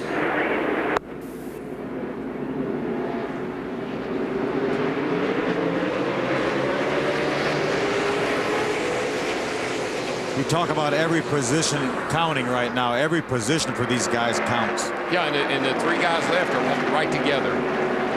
You remember, Brendan had the largest lead over the 3 of them, but the 3 of them were only separated by I believe it was 17 points, I think, right? less than 17. 22 to 39. 24 to 39. 24 to 30. 15. We need to get Ray in on this. He's really good on man. Meantime, Bobby Hamilton trying to work the high side around David Starr. He wants to win this race. Yeah, David Starr with those 2 tires, you know, these cautions have probably helped him a lot. Hey, Darrell. Yeah, Ray. I'll give you some math. How about number 2? That's the guy that thinks he's got the best shot of winning this right now. Those guys have been on the radio saying you're pretty sporty. They believe Andy Houston's every bit as good as that 4, and they think those are the 2 trucks that are going to move their way to the front here in the next couple laps. Well, he just closed up on his back bumper, I can tell you that. Bobby Hamilton is flying through the turns, but he seems to struggle a little bit down the straightaway. I don't think anybody told Rick Crawford in the 14 about that one. He's checking out. Debris causing our 4th caution to come out on lap 112. Well, I tell you one thing you don't want to have right now is a whole bunch of cautions, getting the field doubled up and getting somebody alongside of you, and oh my goodness. Guys, let's go down trackside. Barry Dodson is with Brendan Gaughan. Not only a great race car driver, but a good friend. Brendan, this morning I said I didn't think that the other team trucks would be a factor. I'm glad you're okay if you are, and other than that, I do not know what to say. Neither do I, Barry. Pretty calm most of the time. We had a Dodge that could win the championship, and Jimmy Smith can kiss my ass. There you have it. I really feel bad for you. That's right. Well, that's just frustration, you know, disappointment. That's a man right there trying to hold back tears, and so the only way he has to vent some way, and I'm sure that he will regret saying that, but nonetheless, I understand where he's coming from. When he looks back at this, he's going to see that it was not intentional, but at the same time, he can argue that that truck wouldn't have been in this field if they wouldn't have entered 5. Yeah, I guess you could argue that, but there's a lot of things you can argue when it comes to racing. Exactly. I certainly would. I don't think I'd place any blame anywhere. It's just bad racing luck. Guys, I tell you what, look who is in 7th, 8th, and 9th position. Oh yeah, they're right hooked now. They're hooked together. Yeah, they can all see the championship right there. You see Ted Musgrave has the advantage of 4 points right now over Travis Quabble, but hey, they know what each other's doing now, so they've got an eye, and they said that, I mean, we're in the midst of one of the greatest point battles that's ever been in the Craftsman Truck Series right here. 3 trucks right now within 5 points. Very seldom do you come down to the last race, last few laps, and you still got 3 guys mathematically in it. Ray? Hey, Rick, keep in mind a teammate could be a really big advantage if they help you. Remember back in 1999, Greg Biffle had a 21-point lead at the start of the final race of the season. His teammate was Mike Bliss, who you're looking at right now. He's down here in the 16 pits, but on that day, Bliss finished 5th, and he blocked Biffle on the last lap of the race. Biffle ended up finishing 7th, and he lost the championship that day by 8 points. Why did Bliss block Biffle? Because he knew he wasn't coming back to Roush Racing the next year, and he was going to do whatever he could to try to have the best finish and keep Greg from winning that championship. Kind of weird that a teammate could go against you, but now we've got a bunch of other trucks out here still with teammates. But what about poor Dennis Setzer? He doesn't have anybody that can help him or hurt him today. We take a look at those teammates that Ray was talking about. Ultra Motorsports with 5 trucks. Now the 10 of Marty Houston off of the track. So there's 4 Ultra Motorsports trucks still out there. Travis Kvapil, obviously, with Jack Sprague, who's a 3-time Craftsman Truck Series champion as a teammate. Now, so far, none of these teammates have done intentionally anything to change the outcome of this race. Now, you know, an accident happened, it did. But I say so far, because now we're getting down to the end of the deal. Yeah, well, strategy is strategy. You know, you wouldn't enter 5 trucks if you didn't have a reason to enter 5 trucks. So, I mean, that's smart. Let's face it. You can call it what you want to, but having that many guys out there on your side is a good thing, particularly when you're trying to win a championship. On health issues, Brendan Gaughan obviously has been released from the care center. Marty Houston also has been released. Brian Reffner still in the care center, and they're checking him out. And racing is, listen, it's unpredictable. We can strategize all we want to, and we can say, well, if this happens and that happens or something else. But racing is unpredictable. Nobody knew what happened off turn 4 was going to happen. It just did, and now we got a whole new deck of cards. Marty Houston is one of the Ultra Team guys. He could have just as easily taken out Ted Musgrave as he did Brendan. Yeah, so, absolutely. You know, it certainly wasn't intentional, and unfortunately, Brendan was in the wrong place at the wrong time. You surely don't think he looked back in his mirror and said, you don't think I'll go up here to hit this wall and come down the track and hit Brendan in the side, knock him in the wall, and knock him out of the race? I don't think so. No. And all of the drivers had heard from their spotters the yellow's coming out. So he was checking. Problems right away. Dennis Setzer, Travis Kvapil getting into the back of Dennis Setzer as they had to check up as the green flag came out. Well, you ride around here on hot tires, pick up a lot of sand, debris off the track, and sometimes you'll spin the tires on a restart. Well, these trucks have about 700 horsepower. Some of these guys will restart in first gear and some of them second. And you try to put all that power down. And a lot of times, as you mentioned, those hot tires, they just spin them. Plus the sun's going down, the temperature on the track dropping down after that caution, so. And Musgrave's looking underneath 16 as they come off turn 4. The championship battle, Ted Musgrave and Travis Kvapil side by side moving into turn number 1. Kvapil to fall back in. Kvapil out in front of Musgrave as they work their way through 1 and 2. So Travis going to move to the inside of Dennis Setzer. But it's all on the line here. They're racing each other, and whoever finishes ahead of the other guy is going to win the championship. They've got some calculators smoking right now. And they're rubbing. And they're telling they're telling those drivers, you got to pass this guy, you got to pass that guy. And now here comes the 18 in there. Battle for the lead. Bobby Hamilton out in front of Rick Crawford as they go past the stripe. I just believe Bobby Hamilton, his truck has been so good all weekend long. Qualifying, practice, the whole deal. He's the man to beat for the win. Now, Phil, as far as mathematics go, we've always joked that you can run numbers in your head as fast as anybody can. But as we move back through the points, the first 5, I believe, the first 6 receive 5 points. That's what they're separated by. 7th through 11th or 12th, I believe, is 4 points, and then on down. So when we're talking about 4 points different, we're talking about 1 place where these guys are running. 1 position. And if you pass the guy that's in front of you, that's actually equivalent to 2 places. So, because you put him back a place. So this 1 position could mean as much as 8 to 10 points. And we almost had a problem right on the start. Let's take a look again as Travis Kvapil, Dennis Setzer, and Ted Musgrave were all right together at that start. Yeah, this is my favorite word. You come down, you anticipate what's going to happen on the restart. Got a real battle here for a second. Yikes. They've been bouncing off each other side by side. Crawford and Andy Houston there. Rubbing paint. I think they got together on the back stretch and again on the front stretch. Let's take a look at that restart. Oh, easy, boys. Oh yeah, he got loose there. He got up alongside the 46 and Setzer. Ow! It's hard Man, to show. he ducked back in there. Guys, it's hard to show replays when you got great racing going on right now. Forget the restart. We got plenty going on here. There they are again, right in line. Dennis Setzer, Travis Kvapil, and Ted Musgrave. Smoke coming out of the Super Chips 99. I saw a little coming out of it there earlier. Barry, what's happening? Well, I think you guys hit on it earlier. Right after the flywheel comes the oil pan, but I'm not sure. But it's coming out from up around the fender wells, and I don't think that's the flywheel. It could be, though, Barry, because it wouldn't start. They've been having to push start it. Maybe a chunk of that fell out. It happened to him earlier this year, and now it's knocked the hoe and something or vibrated itself apart. And it will vibrate with no flywheel on, that's for sure. Well, a piece of it will come out. Right. That championship pace tightening up. Let's take a look at that restart. Yeah, like I said, my favorite word, anticipation. And you're anticipating this start, and you'll see that everybody doesn't go at the same time. Musgrave got a pretty good lick on the right front there, it looks like. All three of our point contenders right now have made contact with each other and other trucks. They were all in the same game plan. The spotter's saying, now get a good start here. Barry? Hey, all you guys are up there doing all this anticipating and talking back and forth. Do you realize the way these guys are driving right now, if they take each other out, Brendan Gaughan is our champion? Well, we actually did talk about the feasibility of that happening. Yeah, we said that might happen, or that could happen, and it's not, it's not out of the realm of reality, but it's pretty far-fetched at this point. Travis Kvapil making the pass on Dennis Setzer now. The last time we saw the championship graphic, we showed Travis Kvapil 4 points behind Ted Musgrave. This would be one more position, 4 more points. That would mean he would be tied with Ted Musgrave.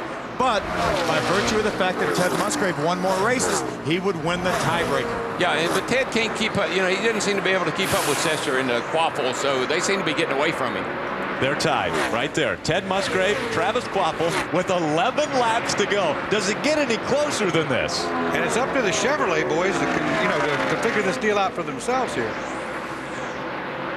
Well, I've watched that 16 truck all year long, and when he's at his best is right at the end of the day. And he comes on like a gangbuster right at the end of the day, and he's doing it right now. Ray? Hey, Rick, if Travis and Ted were to tie each other, Ted would actually win the championship because he's got 3 victories this year. If Ted and Dennis Setzer were to tie each other, they would be tied with 3 victories, so it would go to second place, and Ted would win again because he has 6 second-place finishes. So if there's a tie amongst these 3, Musgrave is the winner. Well, let me tell you something. The 11's in 5th place. What do you think's going to happen to the 11? He's going to drop back. About 5 to go here, 2 or 3 to go. And also, the 16 is closing on John Wood, so he's coming in a hurry. Yeah, right now, all Travis Kvapil needs, if Ted Musgrave maintains the position he's in, which is 9th, all Travis Kvapil needs is 1 more position, whether that's Jack Sprague or John Wood, who's the next truck in front of him, 1 more spot. And Darryl, you're right. We talked about Travis Kvapil being stealthy. You don't see him until the end, and all of a sudden there he is in your face and coming hard. Every race I've watched, Indianapolis comes to mind. I mean, he struggled out there most of the evening, but at the end of the day, he was second. And closing on the leader in a hurry, and now he's closing down here on the back bumper of these 2 trucks in front of him.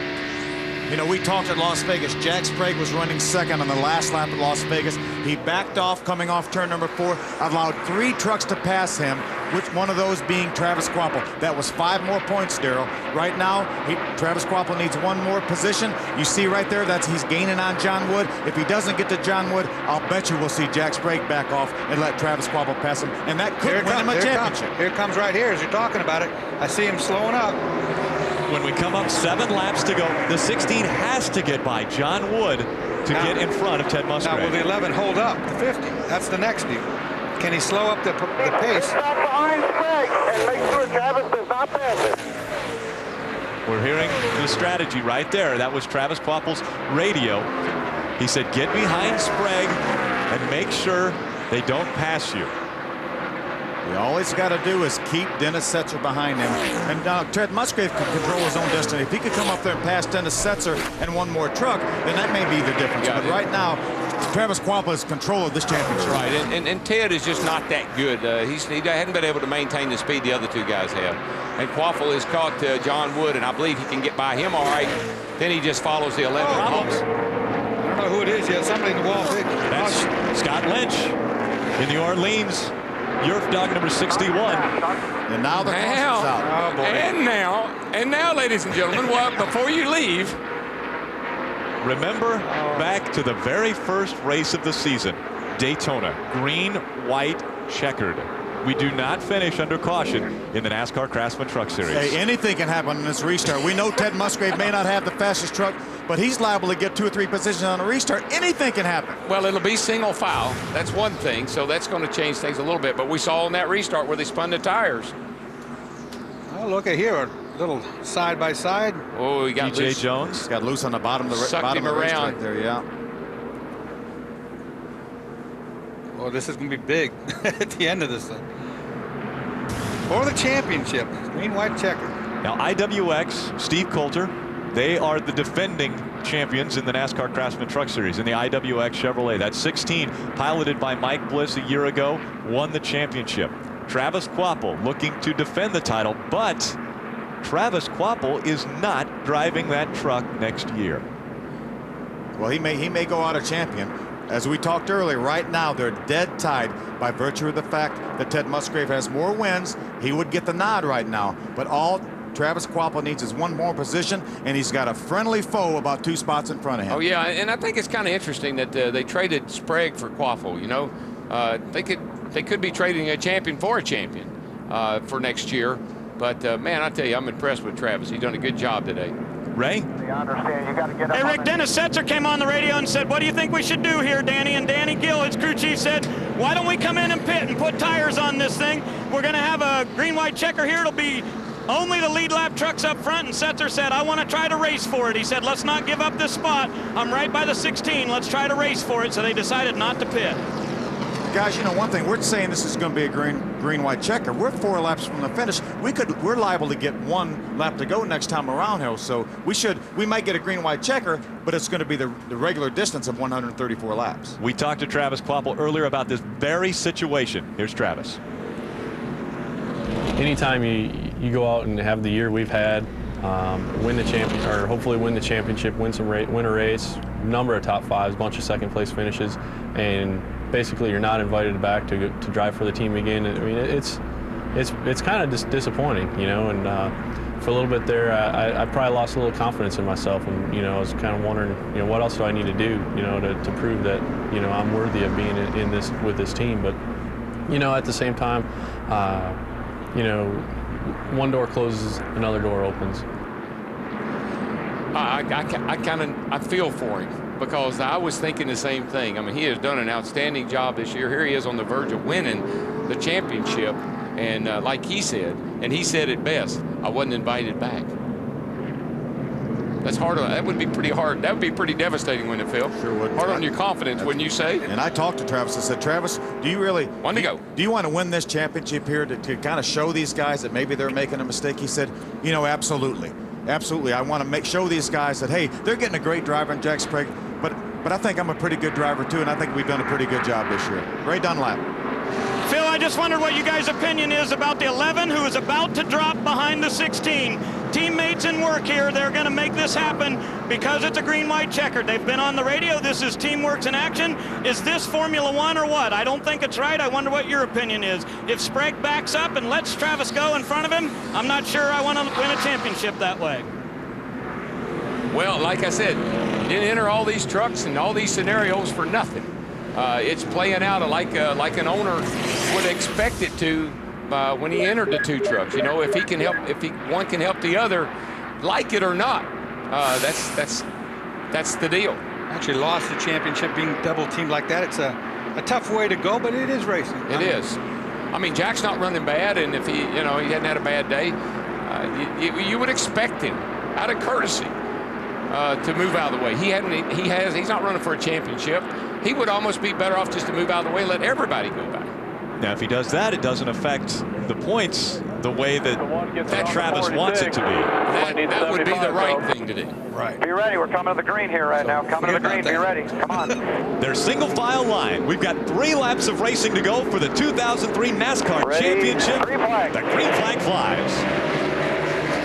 Here comes Ted. Well, Ted pulled to the inside there. You're not supposed to do that. He pulled to the inside before they got to the start-finish line. It looked like he passed Dennis Setzer. Looking on the underneath side of the 16 right now. They are going to black flag Ted Musgrave for that move look there. Look at Dennis Setzer going down into turn 3. He's underneath Kvapil. He got by Travis Kvapil. And the one's going to be black flagged. Oh, boy. Boy, how would you like to be black flagged out of a championship? The white flag flies. 1.5 miles to go for the 2003 championship. Currently, Ted Musgrave being shown in 6th, but the black flag comes out for him. Travis Kvapil and Dennis Setzer fighting for 7th. Side by side down the back.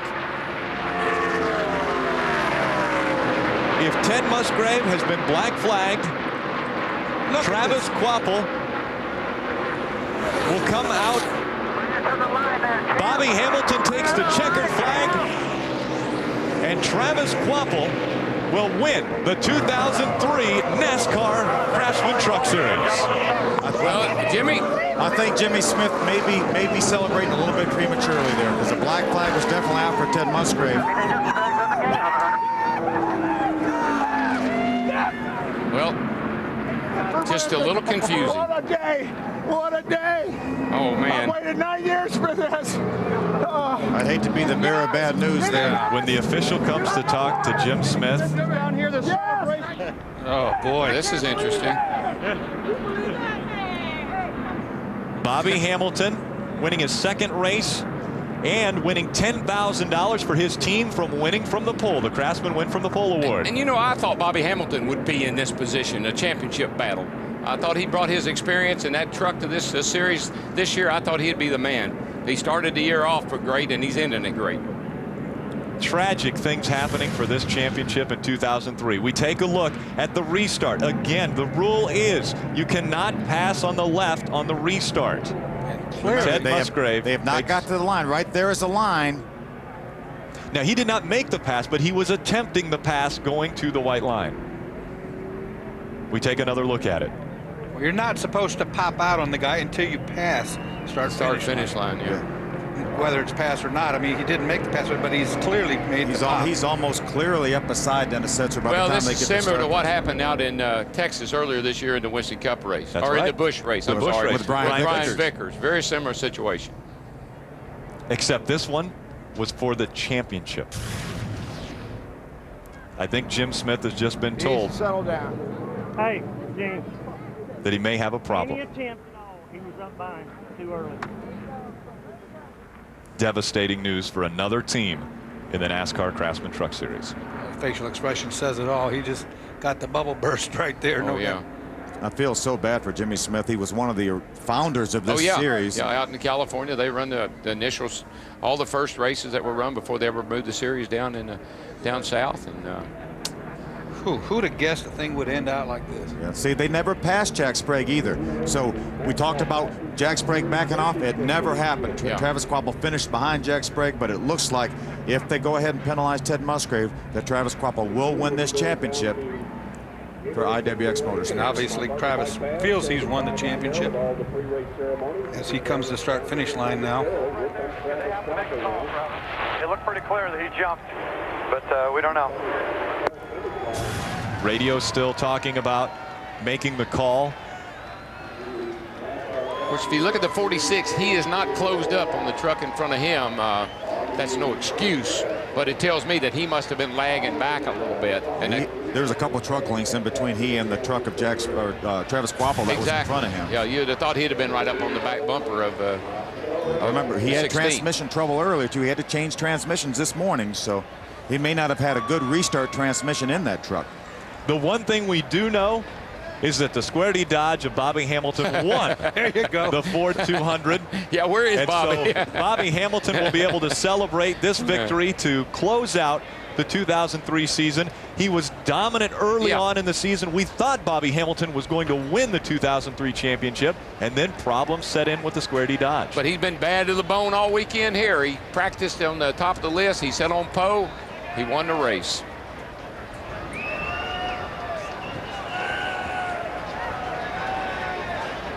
Bobby Hamilton Jr., you see, throwing, throwing the drinks. We were watching that championship battle. Bobby Hamilton and Rick Crawford had a tremendous battle for the lead. Rick Crawford actually was credited with leading the white flag lap, 1 lap to go, and Bobby Hamilton ended up beating him through turns 1 and 2 to take the win. And with the championship race so close, we focused on that, but the conclusion of this race was separated by just 18/100ths of a second. It's an awesome race in the front, and, but the championship situation was just unbelievable. Well, the 16 is on the track, surrounded by people, and the 1 truck is sitting down on pit road all by itself. Obviously a huge decision for NASCAR here, and so they don't want to make the wrong call. They're going to take their time, make sure they saw exactly what they think they saw. But let's go down to victory lane now. Bobby Hamilton getting out of his truck. Nashville's finest crawling down right. Oh man, I'm getting champagne $10,000 Craftsman win from the pole. Bobby, the last 3 or 4 races, you guys have gotten back on track. What a way to carry momentum into 2004. I tell you what, we feel real good about it, Barry. Guys at the shop been cutting bodies off this thing. I want to thank Ted Flack and all the engineers at Dodge. I don't know who won the championship. I hope Dodge did, but if they didn't, we'll try to help them do it again next year. But, I mean, we just signed Square D again a couple nights ago. Good day for them. Joey Arrington, Goodyear, this new generation tire is the, I can't say the real word because little Bobby got fined for what I wanted to say. But, anyhow, we want to thank Unical for their past support and everything. I want to thank Mack Truck for helping, Dodge naturally, Square D, Dickies, everybody that's made BHR possible this year. This is for my little sister. I lost her about 2 months ago. And it's a good day, good day. Where's that little dog at? Where's Coco? Look at her out. Coco joined them in Darlington. Pawpaw's little girl. Pawpaw's little girl, how about that? But anyhow, I want to thank Dodge for all their support. We're looking forward to going next year. Mack Trucks. I know this is abnormal, but I want to thank Ford for sponsoring this race. We need to pay attention to all the manufacturers that sponsor, make the series as great as it is. Craftsman, Unical, like I said, it's just been a great day. Heck of a job for the Square D Dodge. Great effort. Way to wind it back up. I'm having fun again. And that's a great thing for Bobby Hamilton. We take a look let's again. Look at the finish. I mean, I was watching Brandon and those guys, and Travis and those guys. This is the closing straightaway. Bobby Hamilton just in front of Rick Crawford. And as you said, Crawford led the lap previous to the final. So. Crawford was really fast on the straightaway. I mean, he had some straightaway speed, and but Bobby was better through the turns. Bobby was he was cornering a little bit better. Emotions roller coastering for everyone in this championship. Brendan Gaughan confronting Jim Smith. NASCAR continues to determine who the 2003 champion is. If Musgrave did not receive the black flag, Ted Musgrave would be your champion. If he did receive the black flag, Travis Kvapil is your champion. Well, if I was Jim Smith, the truck owner of the one, and I thought I had any shot at all, I wouldn't be standing down there on pit road. I'd be up in the big red truck right now doing my politicking. The new trophy for the NASCAR Craftsman Truck Series on stage. We'll find out who receives it when we come back.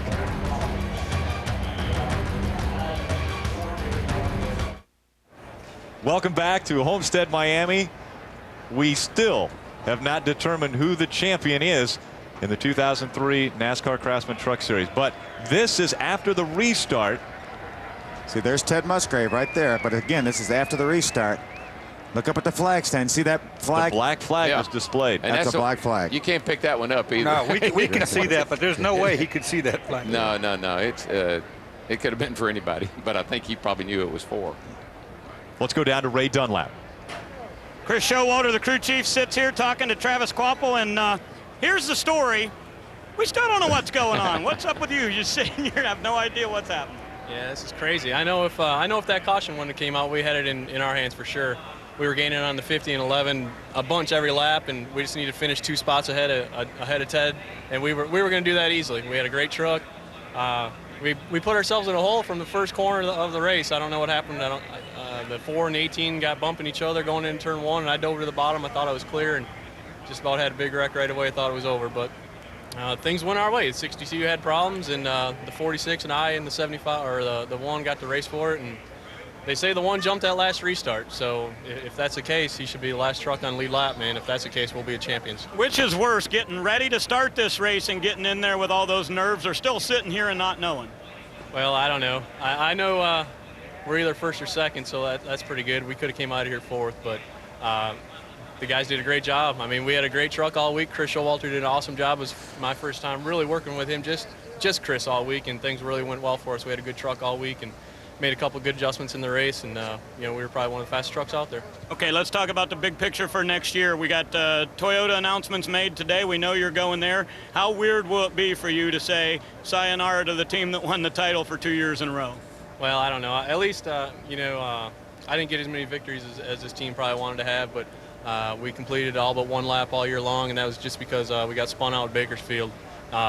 You know, this team's a great team. You know, they had faith in putting me in the championship-winning truck, and you know, I think we pull it off. I don't know, 2 years in a row for Steve Coulter and IWX Motor Freight is pretty cool. How close was the call out there when Brendan got involved in that crash? It looked like you were right about to be in it. Yeah, we were right on top of it. I don't know what was wrong with the 10 truck. He was way up against the wall. I don't know if he had a flat tire or what. I seen him come down off the wall, and I dove to the bottom, and he just clipped the 62 truck in the right rear quarter panel. I mean, you hate it for them guys. I mean, they were doing what they needed to do to win the championship. They came from the back. They had a lot of problems this weekend.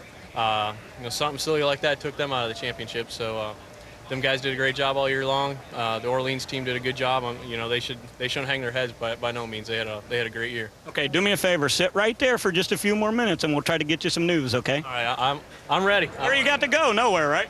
Just some champagne, I hope. Okay, 10-4, guys. If you're just tuning in, you tuned in at the most dramatic point of the entire race because we still have not determined who the champion is yet.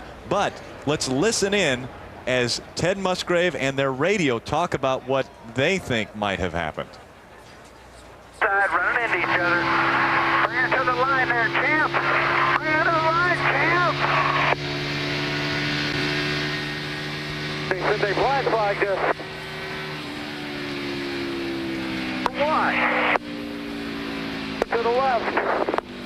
Everybody checked up. I didn't want to hit them. We got to focus. I mean, they just backed on the gas on the brakes. Guys, hold that on. would be my story. Let's hold on 1 second. Barry Dotson is with Ted Musgrave. Well, Ted, we're confused. We don't know. I didn't have a good vantage point from the pits. We don't know right now how it stands. Well, we're coming into green, and I don't know if Travis spun the wheels or he just hit the brakes. You know, everybody's on the gas, everybody's moving forward, and he stopped, and I turned left to avoid from having a big wreck. And then as soon as I did that, he stood on the gas, you know, and I had to get on the gas too. So it's just one of them deals. I think I know how to win championships now, just play dirty like he does and everybody else.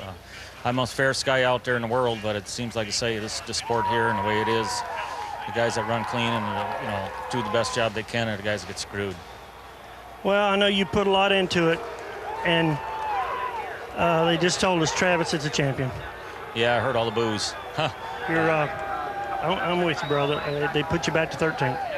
Yeah, like I said, that figures, you know, screw them. You know, that's just the way it's always been ever since I've been in this series.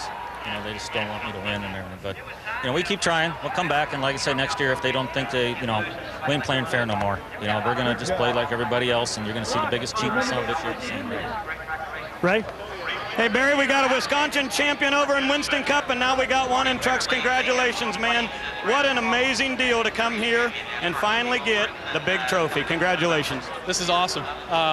This is why right here. This team, Dave Fuge, Steve Coulter, they put a truck under me that is superior.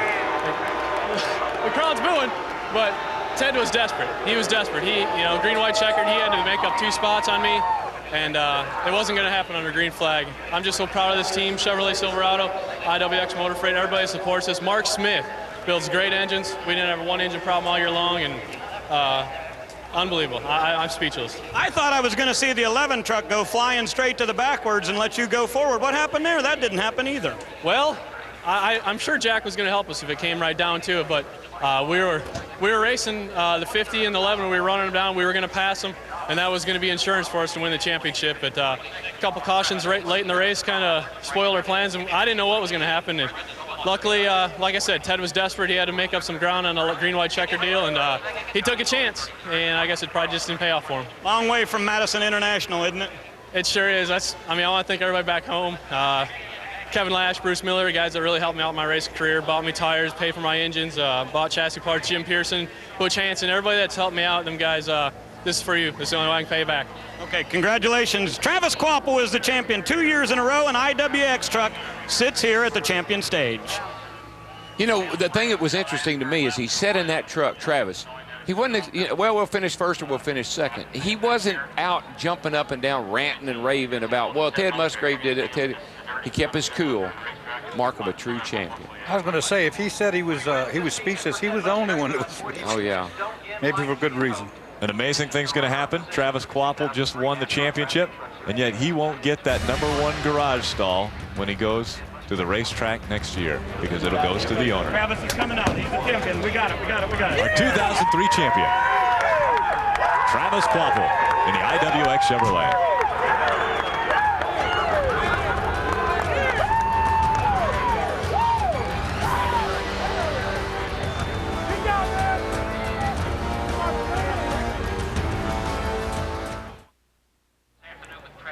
Welcome back to Homestead-Miami Speedway.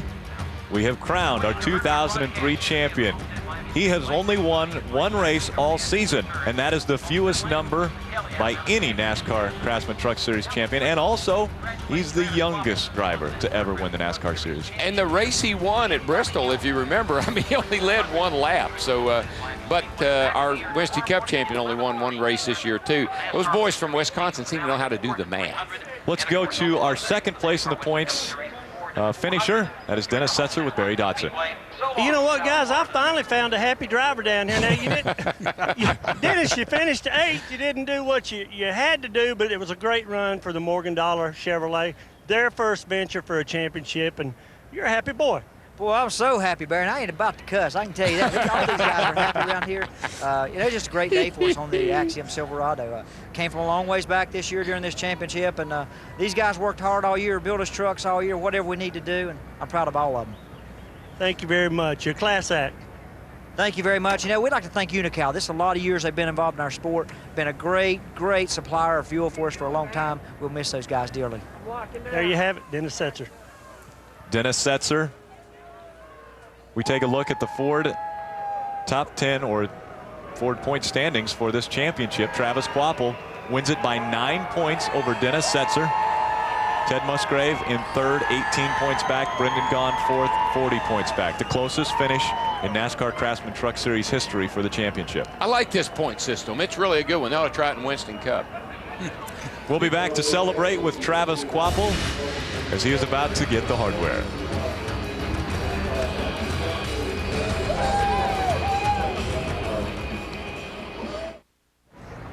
Let's head down to the giant Craftsman toolbox for the handing off of the trophy. We'll go down to Speed Channel's Ray Dunlap. Well, thank you, Rick. Championship weekend here at Homestead certainly lived up to its expectations, and with me right now is Motorsports Marketing Manager Teray Claiborne. Teray, an incredible weekend, and I know you've got a nice presentation here for our champ. It's been a great season, a great series, and on behalf of Craftsman, Travis, I want to present you with the 2003 NASCAR Craftsman Truck Series Championship Trophy. Congratulations to you and the IBWF team.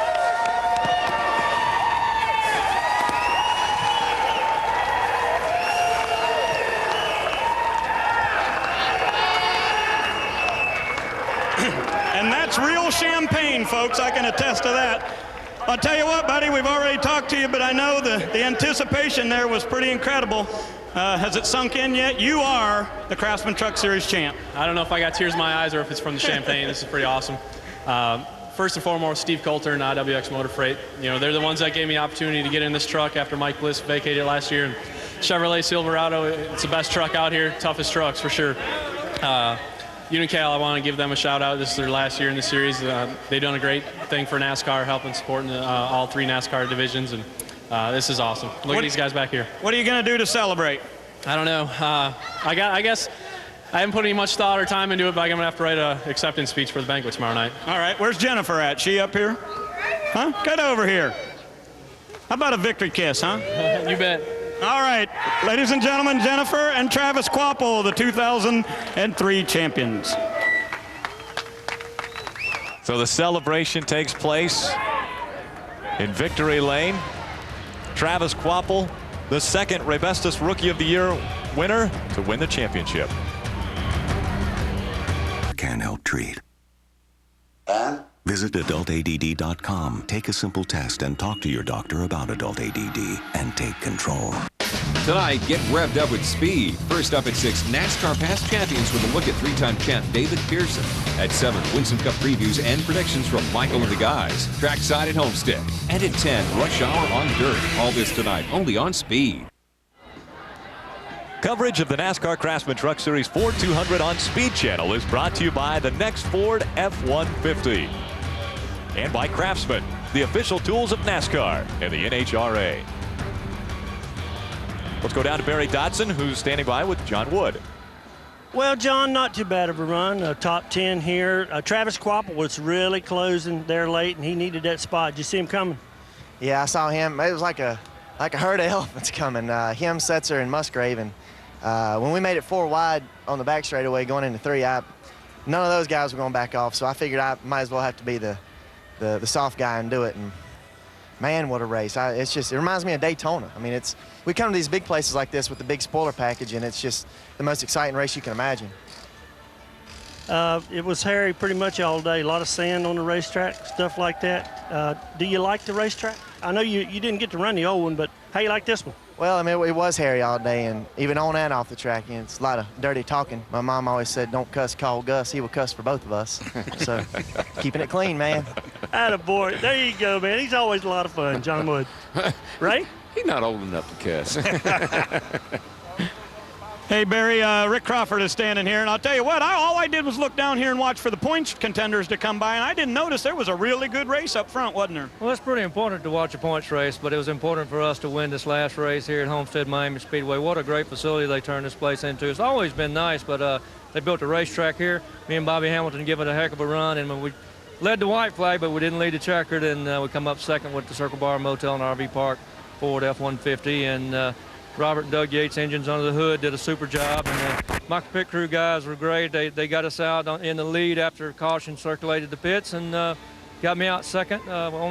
First truck with a 4-tire stop, and we led most of the day, but just couldn't lead that last lap. Now, you won here in 1998 on the completely different racetrack. Which one do you like better? Well, I rate this one a 10 today because we ran good and had a lot of fun, and pulled off some moves that maybe somebody across the fence will see, and because we want to take that forward up front. Okay, Ray Stonkus will probably not be full-time with you next year. Blake Bainbridge, who's been helping you now, is going to the Busch Series. So what's the deal with this team, and who's going to be calling the shots? We're interviewing for crew chiefs. We know we got a race team that can run up front, and we got a pit crew that can do the job. We got engines under the hood. We got a good product to sell, and we'll try to get a crew chief here in the next couple of weeks and go do some testing, and so we're interviewing. Okay, you had a great day today. Rick Crawford finishes second on the podium here at Homestead.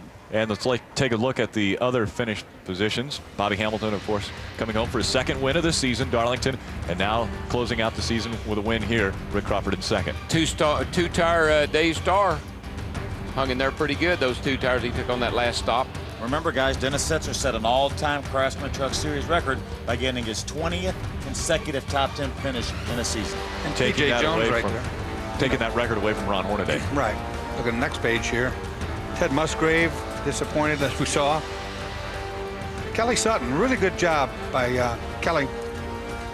Kelly looking to run the entire season next year if she can. And Buddy Rice. I mean, you know, there's not people that just show up and run with these guys every week. So a bunch of these new names really in the top 20.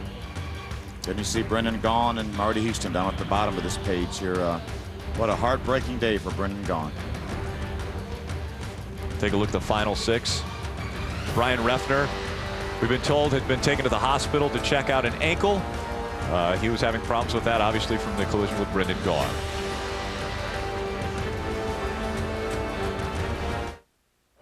Everybody has a project. Channel's coverage of the NASCAR Craftsman Truck Series post-race show is presented by Craftsman. An extremely emotional race for a lot of different teams. Brendan Gaughan, probably the most emotional. While in 5th place, Marty Houston getting into the side of him. He slides down the front stretch, and then a big collision with Brian Reffner. And he got himself where he needed to be. Started in the rear, you know, with some engine problems, got himself in the top 5, and then that happened. But that's a huge lick right there. I hope Reffner's okay. We know Brendan is, and I hope that Reffner's okay. Acknowledging the fans. The fans were cheering for Brendan. See Ted Musgrave, this is, you see the black flag up top of your screen and the white flag. Green, white, and black, Phil. Yeah, this is when he comes to the line. This is NASCAR's rule, I think, is they deem if you're in the process of passing somebody, you're not allowed to do that. And that's what they deemed that Ted obviously went ahead and completed the pass on Dennis Setzer. And oh, by the way, Bobby Hamilton did win the race. Yeah. And $10,000 for being the pole man. Yeah, here's the way they explained it at Texas. He intended to make that pass. Your 2003 champion, Travis Kvapil, with the hardware. Celebration continuing for the IWX team. Travis Kvapil enjoying the chance to be in front of the trophy.